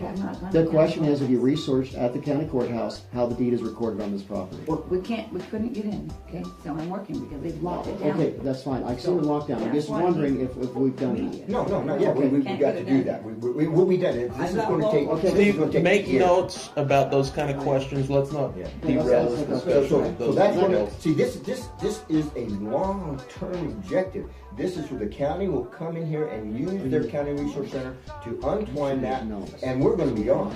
They're going to continue to work. We're getting the heck out of Dodge. We're going home. Right. But they will be protected. So here, I have a question. It's not, are there people among those ranchers who are capable, have the leadership, the backbone and stuff that are willing to step up to the plate. Because placing those signs and everything, that needs to be locals doing that. That's what we just said. We're not doing it. I know. Their counties, they're elected people. I agree, but are there people that are stepping up to the plate? The signs are made. The signs are there. They may do it today. Okay. And they may do it They're just tomorrow. replacing all the old signs. Right. Yeah. Sure. Yes. But you're seeing locals who are becoming enabled enough, strengthened enough that they're willing to take those steps. They have the signs in hand. They took them last night back to their committees to try to talk about the days when they will do that. Because here's the thing, LaVoy, if you're going to help them, they have to stand up and show their faces because they are not. Our face is not to be there. Our face is to be outside. It's got to happen quickly though, because that's. I'm hoping today. If not, it has got to be tomorrow. It has got to go quickly. But the signs are made. So, yes. We're going to have a short meeting. Who? Our group. Okay. As soon as when we get done, we have to. Don't run off till Okay.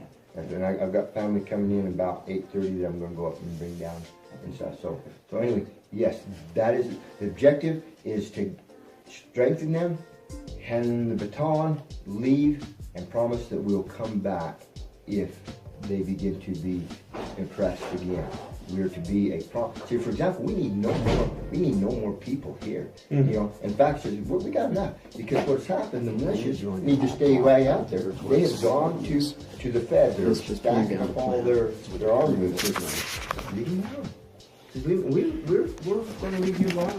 We're out here. Says don't do crazy with them. Don't do crazy. But we promise you, we have no control over this. We promise you, if you do crazy with those people there, we do crazy. So if they go crazy, the world goes crazy. Okay, you're sitting on a pound cake. All right, you may not understand. You may do. You may understand. There's a few sitting here, and there's matches here and here. We got to keep that from going off. But this is how they're going to try to make it go off. They will send provocateurs, like they've done already, come running down in here, and they'll try to get that ignite. They're looking for a gunshot. They're looking for somebody to get shot. And once that's done, they want to unleash the hounds of hell, and take us out.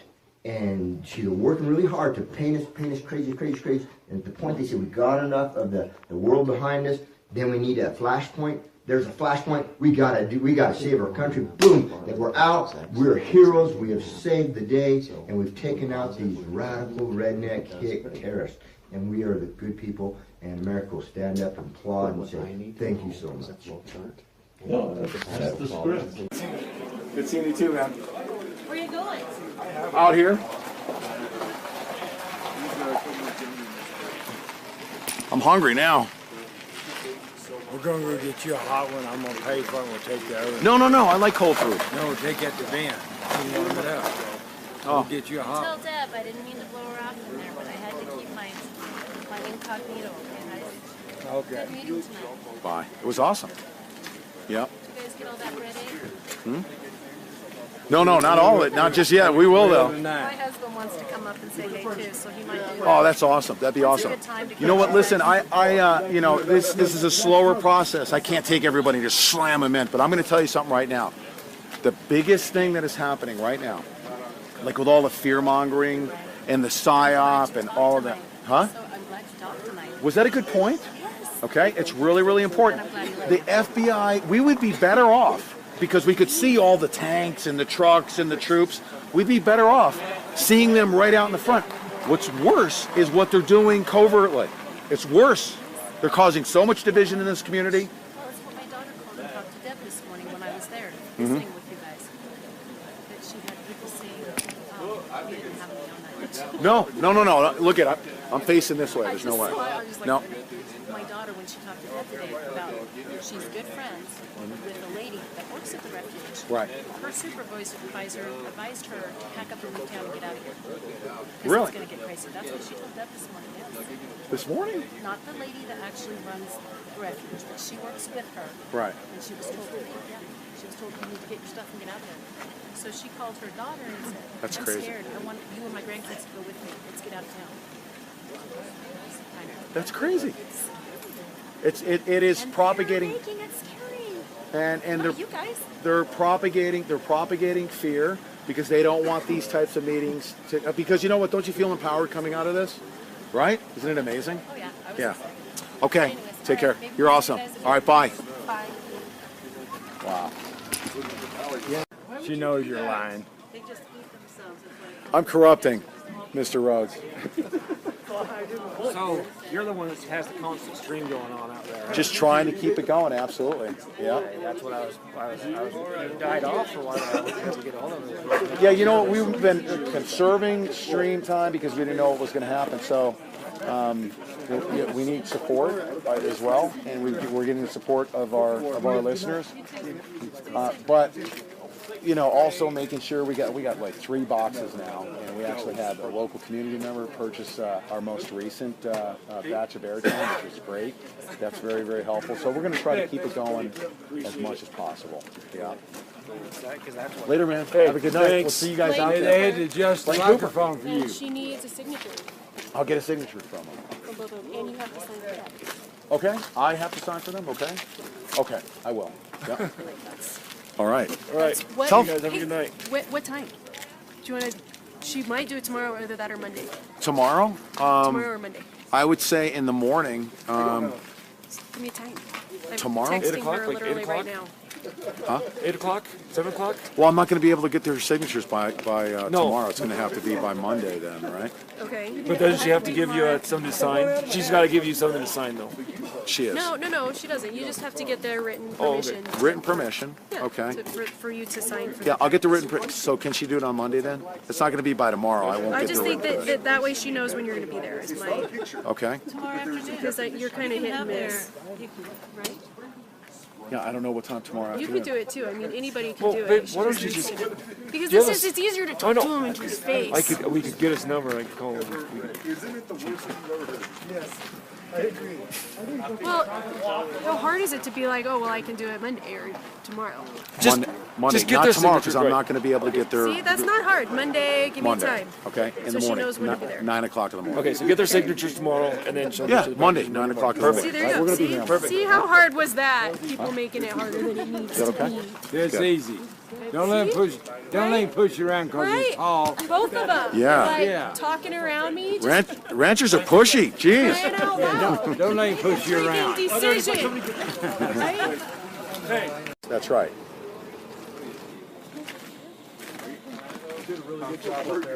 Dude, I'm trying my best, man. Seriously, I really am. Thank you very much. Those are Ass, man, I've been watching your streams. those are great words. It means a lot to me. It really does. I came down the day for the rally, stayed till the next day and then went back, so I watched your streams till we came back the other day. Yeah, thank you so much, man. Card going my way. Yeah, It's probably the second force. thank you so much. No, he showed me. We're right across the hall from you, so if there's anything you need, just let us know.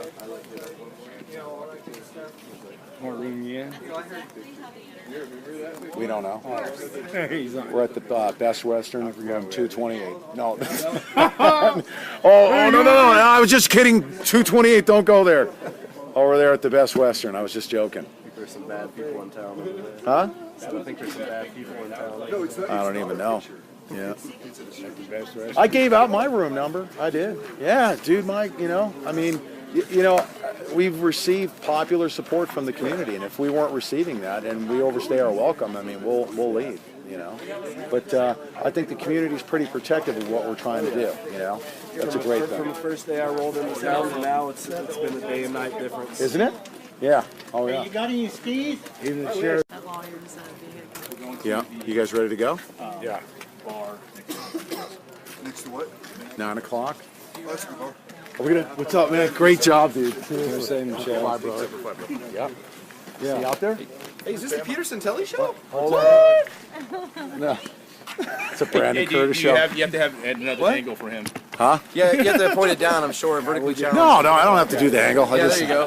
Midget status. Orange hat man. Are you live streaming right now? Orange hat. Yes. Oh, that's awesome. Not on you, on me. Here. Oh. Why, do you not want to be on camera? No, I'm camera shy. I'm shy.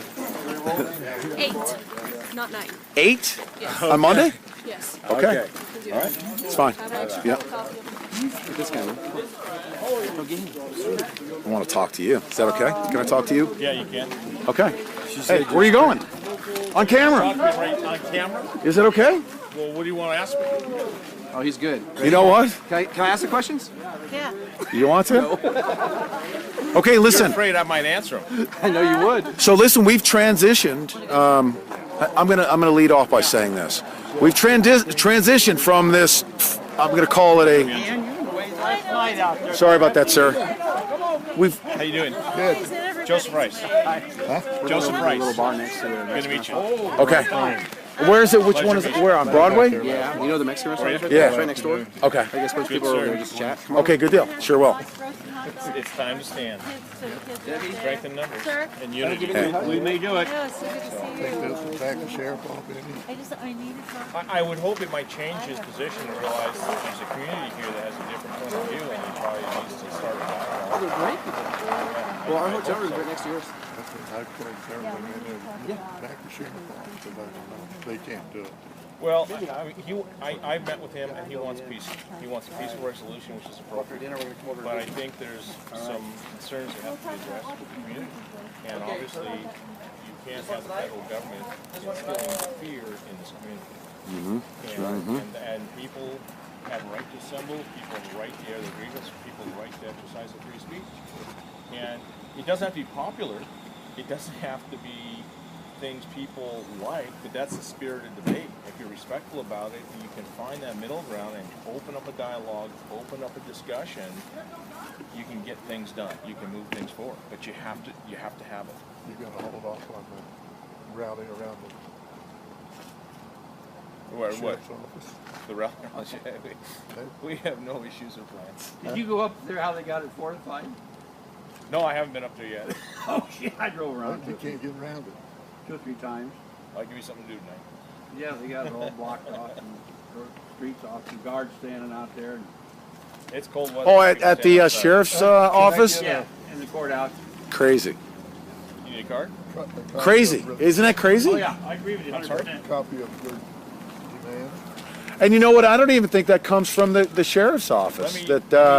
That's coming from above. You know, the FBI's telling him to lock it down. And I heard that they called the sheriff's department and they said that the FBI is just out of control, quote unquote. Oh, okay, That's what they said. I see that. Right on. Yes, sir. Very good. Yeah. Yeah, they've got that siege mentality, you know, and it's unfortunate. Yeah. Yeah, I saw that. Yeah. But the other one's good. All right. Well, I'm going to speak with this gentleman for a minute. And Yeah, just for a quick minute. All right. Thank you. Drive safe. You know, we've transitioned. By the way, this is Joseph Rice, and ladies and gentlemen, Joseph Rice from Oath Keepers. That's your I'm here as I'm with the Pacific Patriot Network. There you go. I'm Fantastic. I'm one of the founders of the Pacific Patriot Network. Fantastic. Joseph, we have transitioned from this Hammond rally. Yes. It was a very successful one. Then we had this quote-unquote takeover, but now we further define it as we learn more. I would call it an occupation. Yes, sir. We're calling it an occupation. But we now have, and I please correct me if I'm wrong, I'm accurately describing this as a constitutional crisis. Ooh. A little bit of a crisis, because certain things need to be, and this is why I call it a constitutional crisis. I spoke to Ammon today. Yes. And there's going to be a negotiation. Okay. As to whether or not he, should remain there or leave. He says that in any negotiation, he's not going to compromise constitutional principles, which is pretty admirable, I think. Well, it's any negotiation should be founded in that. Yes, sir. I mean, it's the supreme law of the land. Right. It's where our government's formed off of. Yes. Yeah, it's appropriate. Yes. There are security considerations as well, not just for the demonstrators or the occupiers. We've got the general public who's now operating in fear. but we need to make sure that the public is protected as well. Yes. That nobody's going to be running around. I don't know of any patriots. I would never associate with anyone in the patriot community that would be running around intimidating people, issuing threats to the sheriff's department. I think that's all fabricated, but there are fringe elements that would do that, and we self-police, correct, in the patriot community? We do, and I think what's important, you brought up a couple interesting things that need to be addressed. Yes. First off, it's inappropriate for anybody to threaten anybody. Yes. We are a nation of laws. We are a constitutional republic. Right. We protect the individual rights. We protect all of those rights, all of our rights, not just you or her, everybody's rights in protecting the individual right. Right. With that, we have freedom of speech. Right. You may not agree with the speech, but this is where we lose the dialogue. People have to start respecting each other, and there's a middle ground. We have watched the polarization of our Congress. We've watched the polarization of the parties, and people believe that's where they need to be.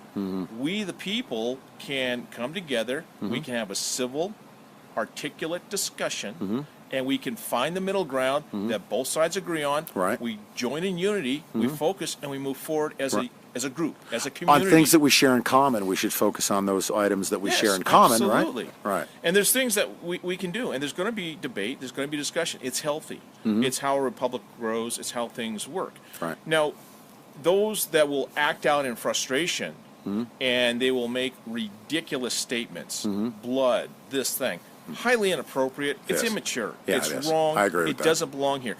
This is a community where people live. They raise their families, they have children, they Right. earn their living here. Right. Anyone coming in here must be respectful of that. Yes. You would not want someone coming in your community and threatening violence Right. or horrific things. I mean, I would be concerned with my daughter being exposed to that. Yes. It's a public area. It's a small community. It's a tight-knit community. They're not used to this. And people have to understand and respect that. So when you come in here with a positive mind if you choose to do so. Right now, it's where it's at. It's not a standoff. They've occupied it. They're doing what they're doing. I don't agree with the method in which it was done. What is interesting, though, is it has started a discussion. It has started a narrative. Okay, here's a quick recap. Wow. Can they hear me? They can. You know what? Can I get inside? Yeah. Do you mind? Unlock the door. I'm freezing. My petunias off. You guys stay right there.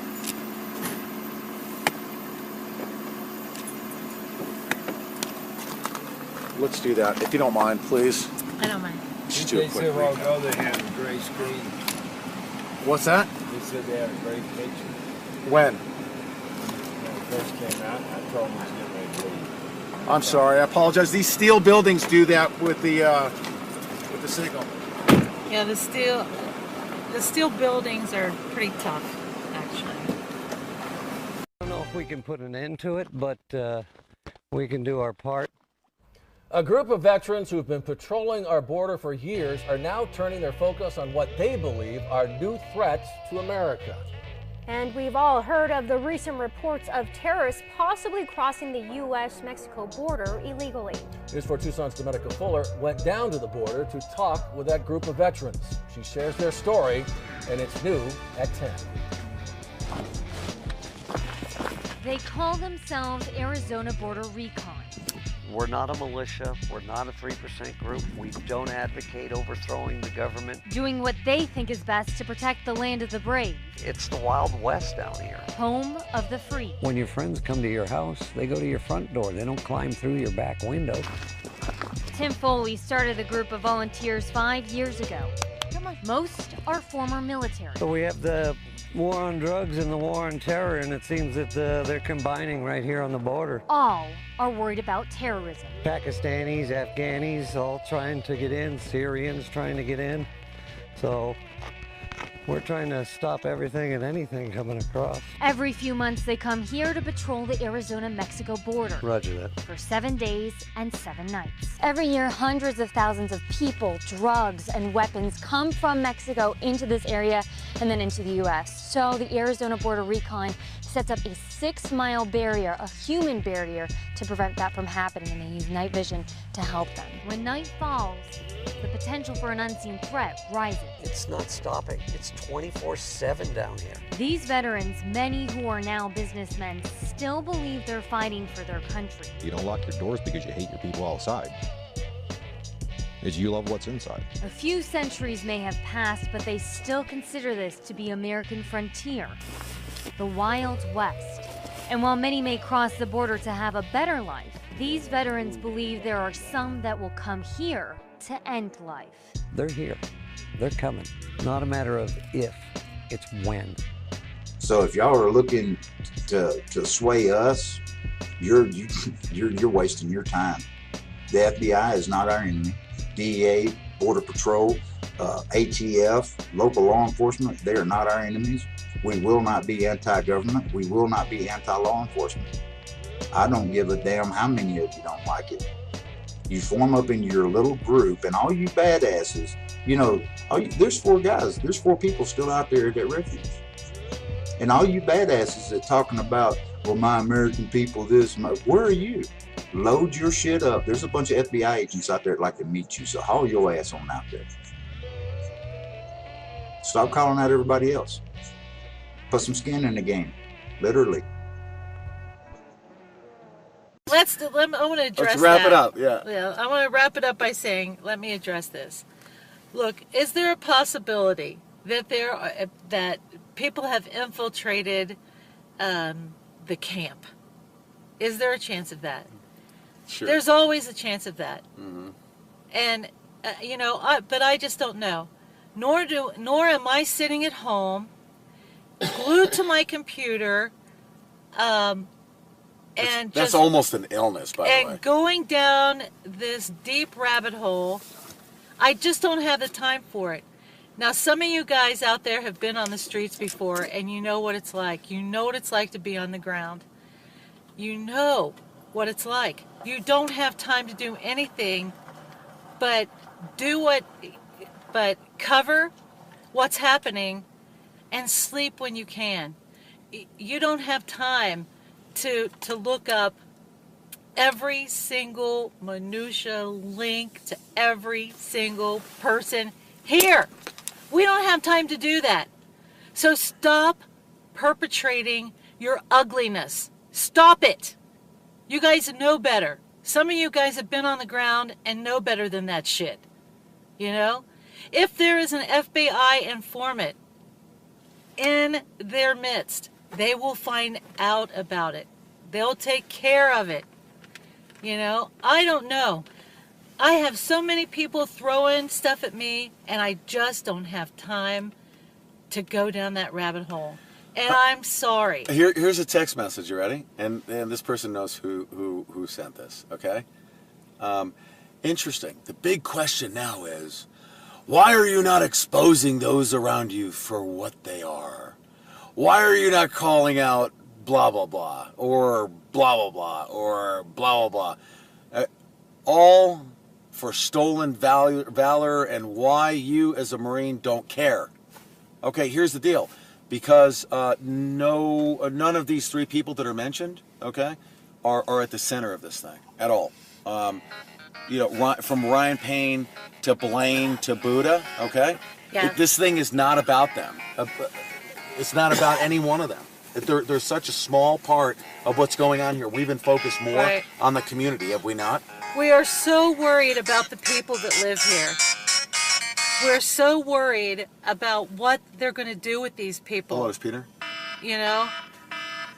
We don't have time. Dean Ryan, what's up, man? We don't have time to dig into all of this crazy You've been trying to get a hold of me on this number?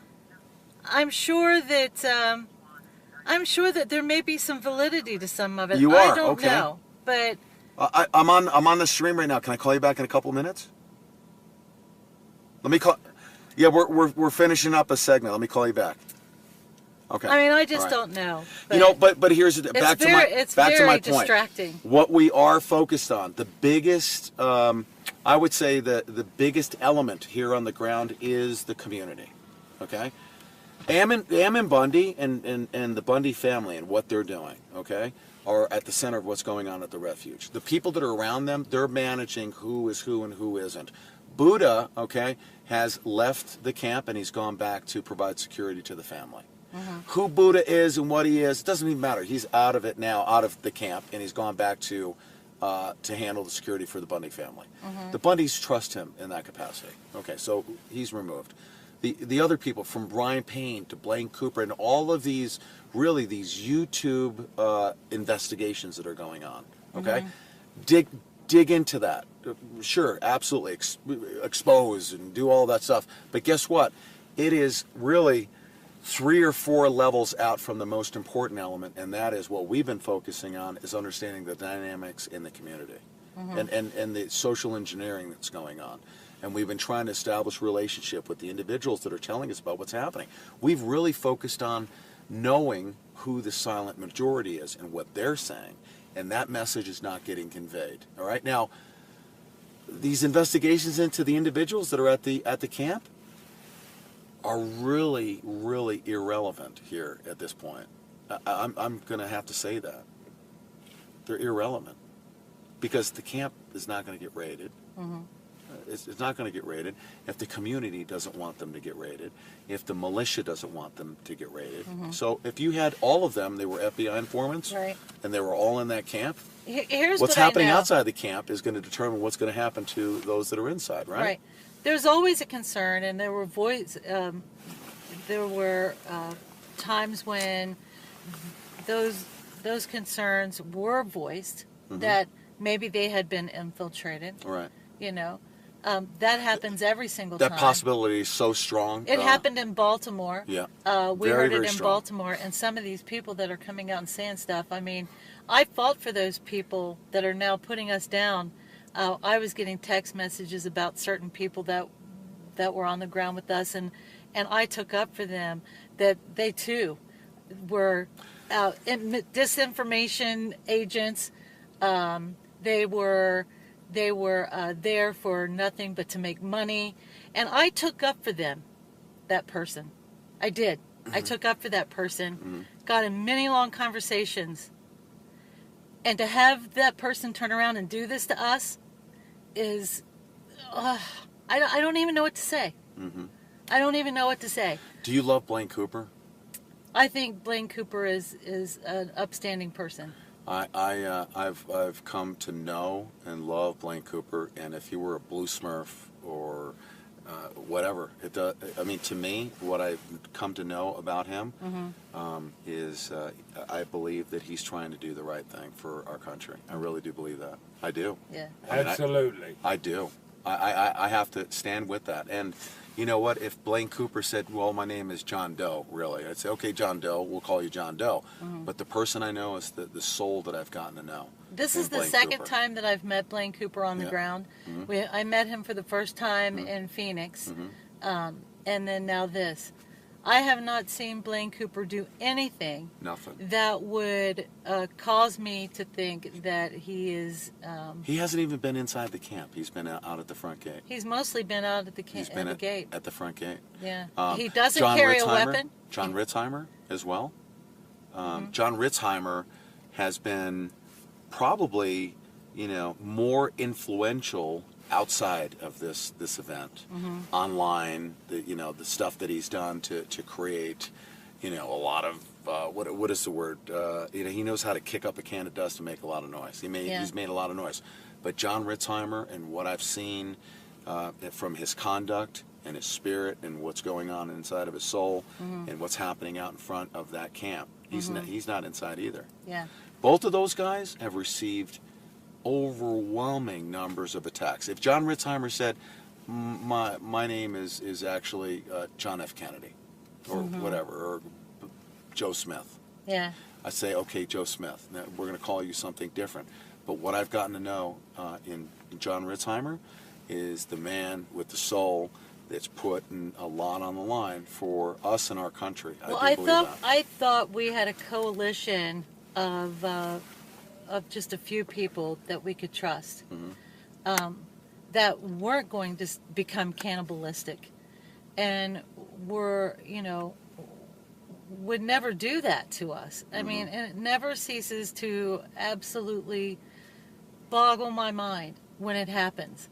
You know, people come to us about certain people, and we defend them. We defend them, and then people go to that person that we've trusted and say shit about us, and they defend us. That's the way it's been.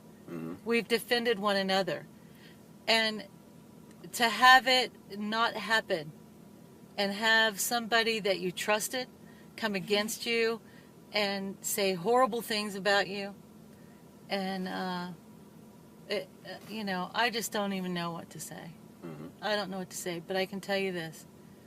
We are the ones here on the ground in Oregon, freezing every night, freezing every day,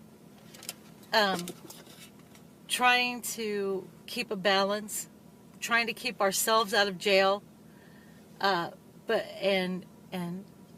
yet being very aggressive at getting the word out, worried to death about those people on the inside dying. It would be a horrible thing to have happen. Worried about our country and seeing what is happening here in this town spread across our nation. And then we have to sit down when we finally are able to catch a breath. And what do we see? What do we see, you guys?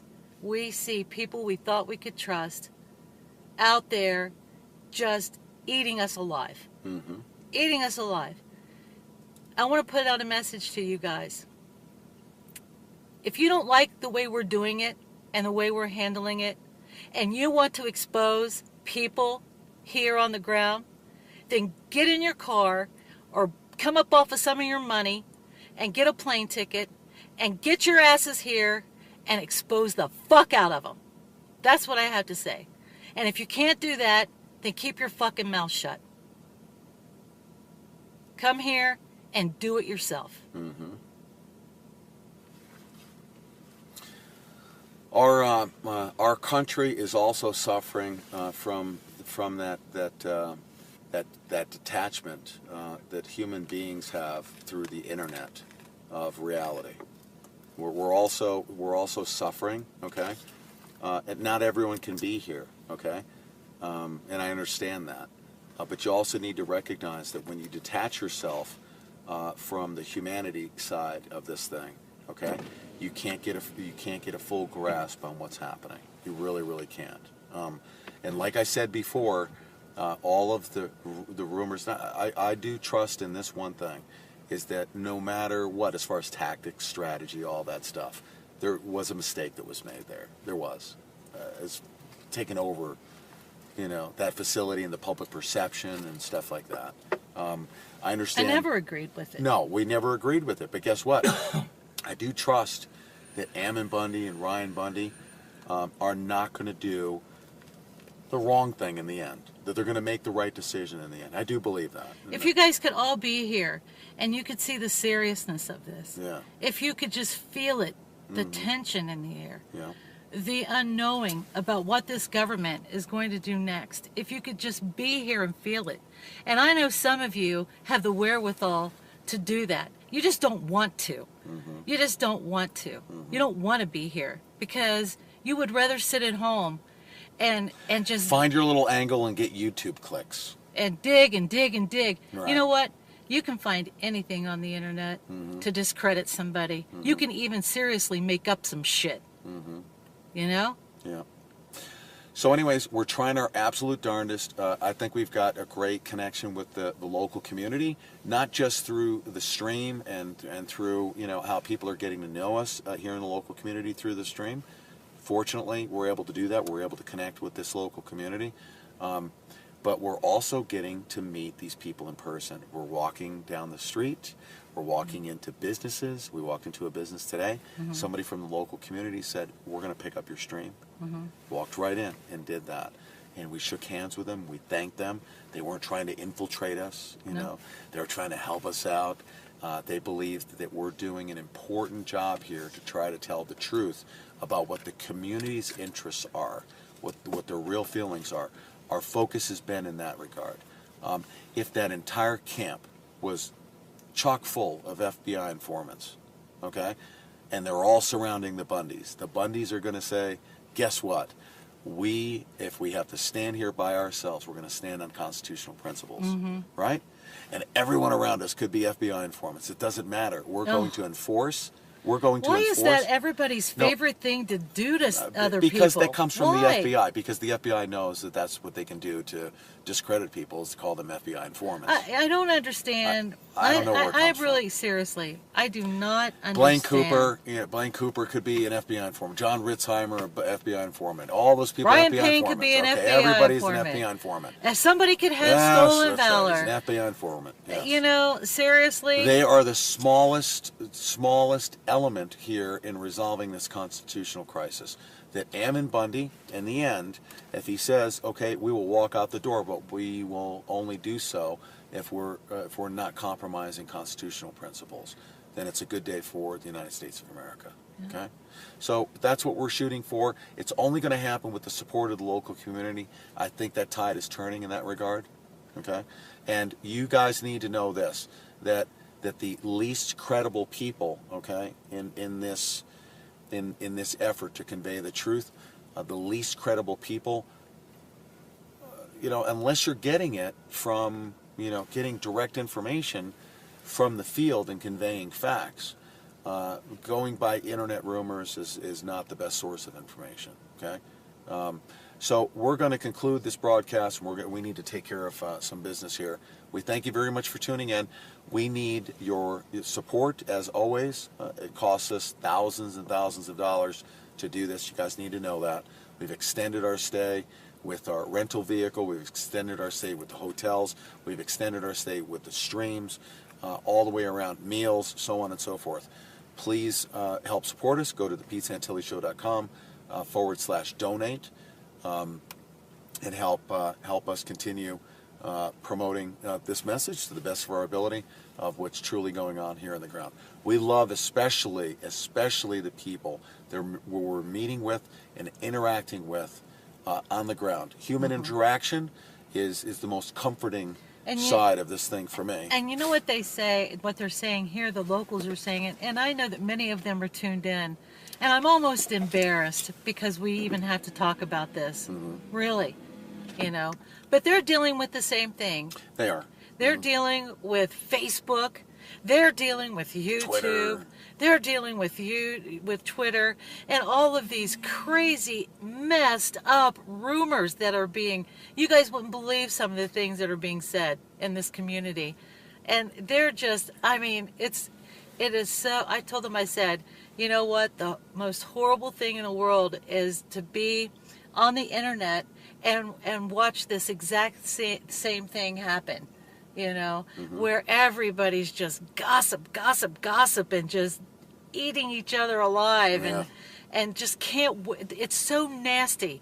It's such a nasty. It keeps the people who should truly feel empowered to resolve this. Keeps those people back on their heels and off kilter. That's exactly what it's intended to do. Yeah. It's working, so let's just push through it as a people. Okay. All right, you guys. We're gonna log off the stream. And please continue to stay engaged in the 24/7 stream. Gotta go. Bye.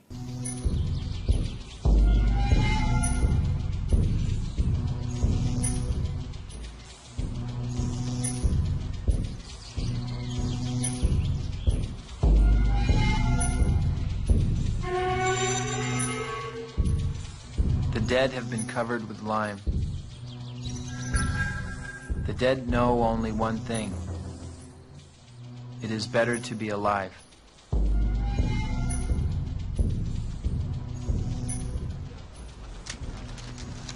Excuse me. Good morning, Lieutenant. Morning. I make it 20. Is that the official body count, sir? What outfit are you man with? Well, sir, we're reporters from Stars and Stripes. Oh, I see. I'm Sergeant Joker, and this photographer's Rafter Man. I'm Lieutenant Cleves. I'm from Hartford, Connecticut. Have you got a body count, sir? We think it's 20. Do you know how it happened, sir? Well, it seems the NBA came in with a list of gook names. Government officials, policemen, Harvard officers, school teachers. They went around their houses real polite and asked them to report the next day for political re-education. Everybody turned up got shot. Some they buried alive. Right? Colonel? Marine, what is that button on your body armor? A peace symbol, sir. Where'd you get it? I don't remember, sir. What is that you've got written on your helmet? Born to kill, sir. You write born to kill on your helmet and you wear a peace button. What's that supposed to be? Some kind of sick joke? No, sir. What is it supposed to mean? I don't know, sir. You don't know very much, do you? No, sir. You better get your head and your ass wired together or I will take a giant shit on you. Yes, sir. Now answer my question or you'll be standing tall before the man. I think I was trying to suggest something about the duality of man, sir. The what? The duality of man, the Jungian thing, sir. Whose side are you on, son? Our side, sir. Don't you love your country? Yes, sir. Then how about getting with the program? Why don't you jump on the team and come on in for the big win? Yes, sir. Son, all I've ever asked of my Marines is for them to obey my orders as they would the word of God. We are here to help the Vietnamese because inside every gook there is an American trying to get out. It's a hardball world, son. We've got to try to keep our heads until this peace craze blows over. Aye, aye, sir.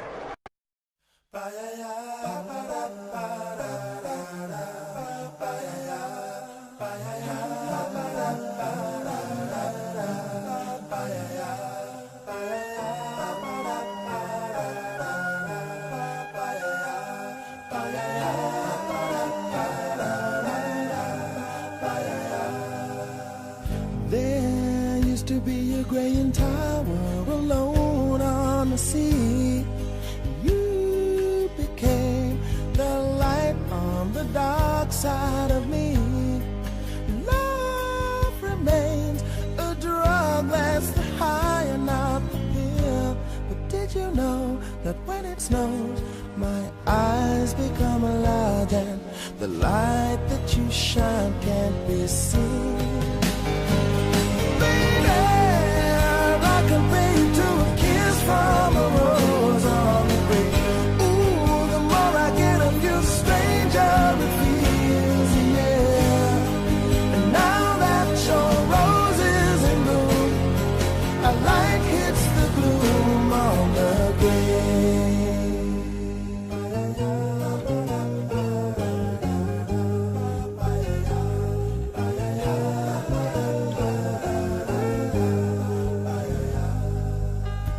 There is so much a man can tell me, so much he can say. You remain my power, my pleasure, my pain, baby. To me you're like a grown addiction that I can't deny. Won't you tell me, is that healthy, baby? But did you know that when it snows, my eyes become a lot and the light that you shine can't be seen? Baby, I compare you to a kiss from a rose on the grave.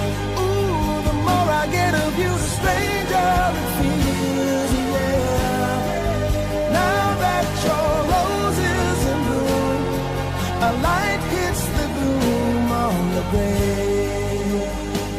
Can you tell us a little bit about this event here today? I'm here for LaVoy Finicum, and I'm nervous. I can't do this. I'm sorry.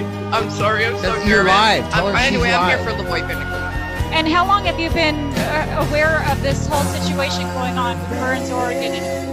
I was watching TV, and a report from the FBI came out about, It's okay. What, tell her to continue, please. Where was from the FBI video. So I'm new to all of this. There is so much a man can tell me, so much he can say. You remain my power, my pleasure, my pain. To me, you're like a grown addiction that I can't deny.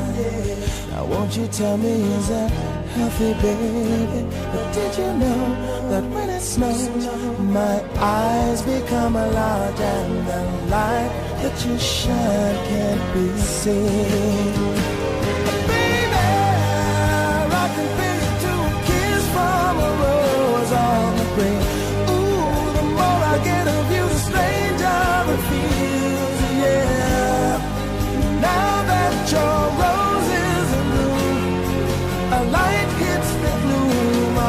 bed. Yes, I can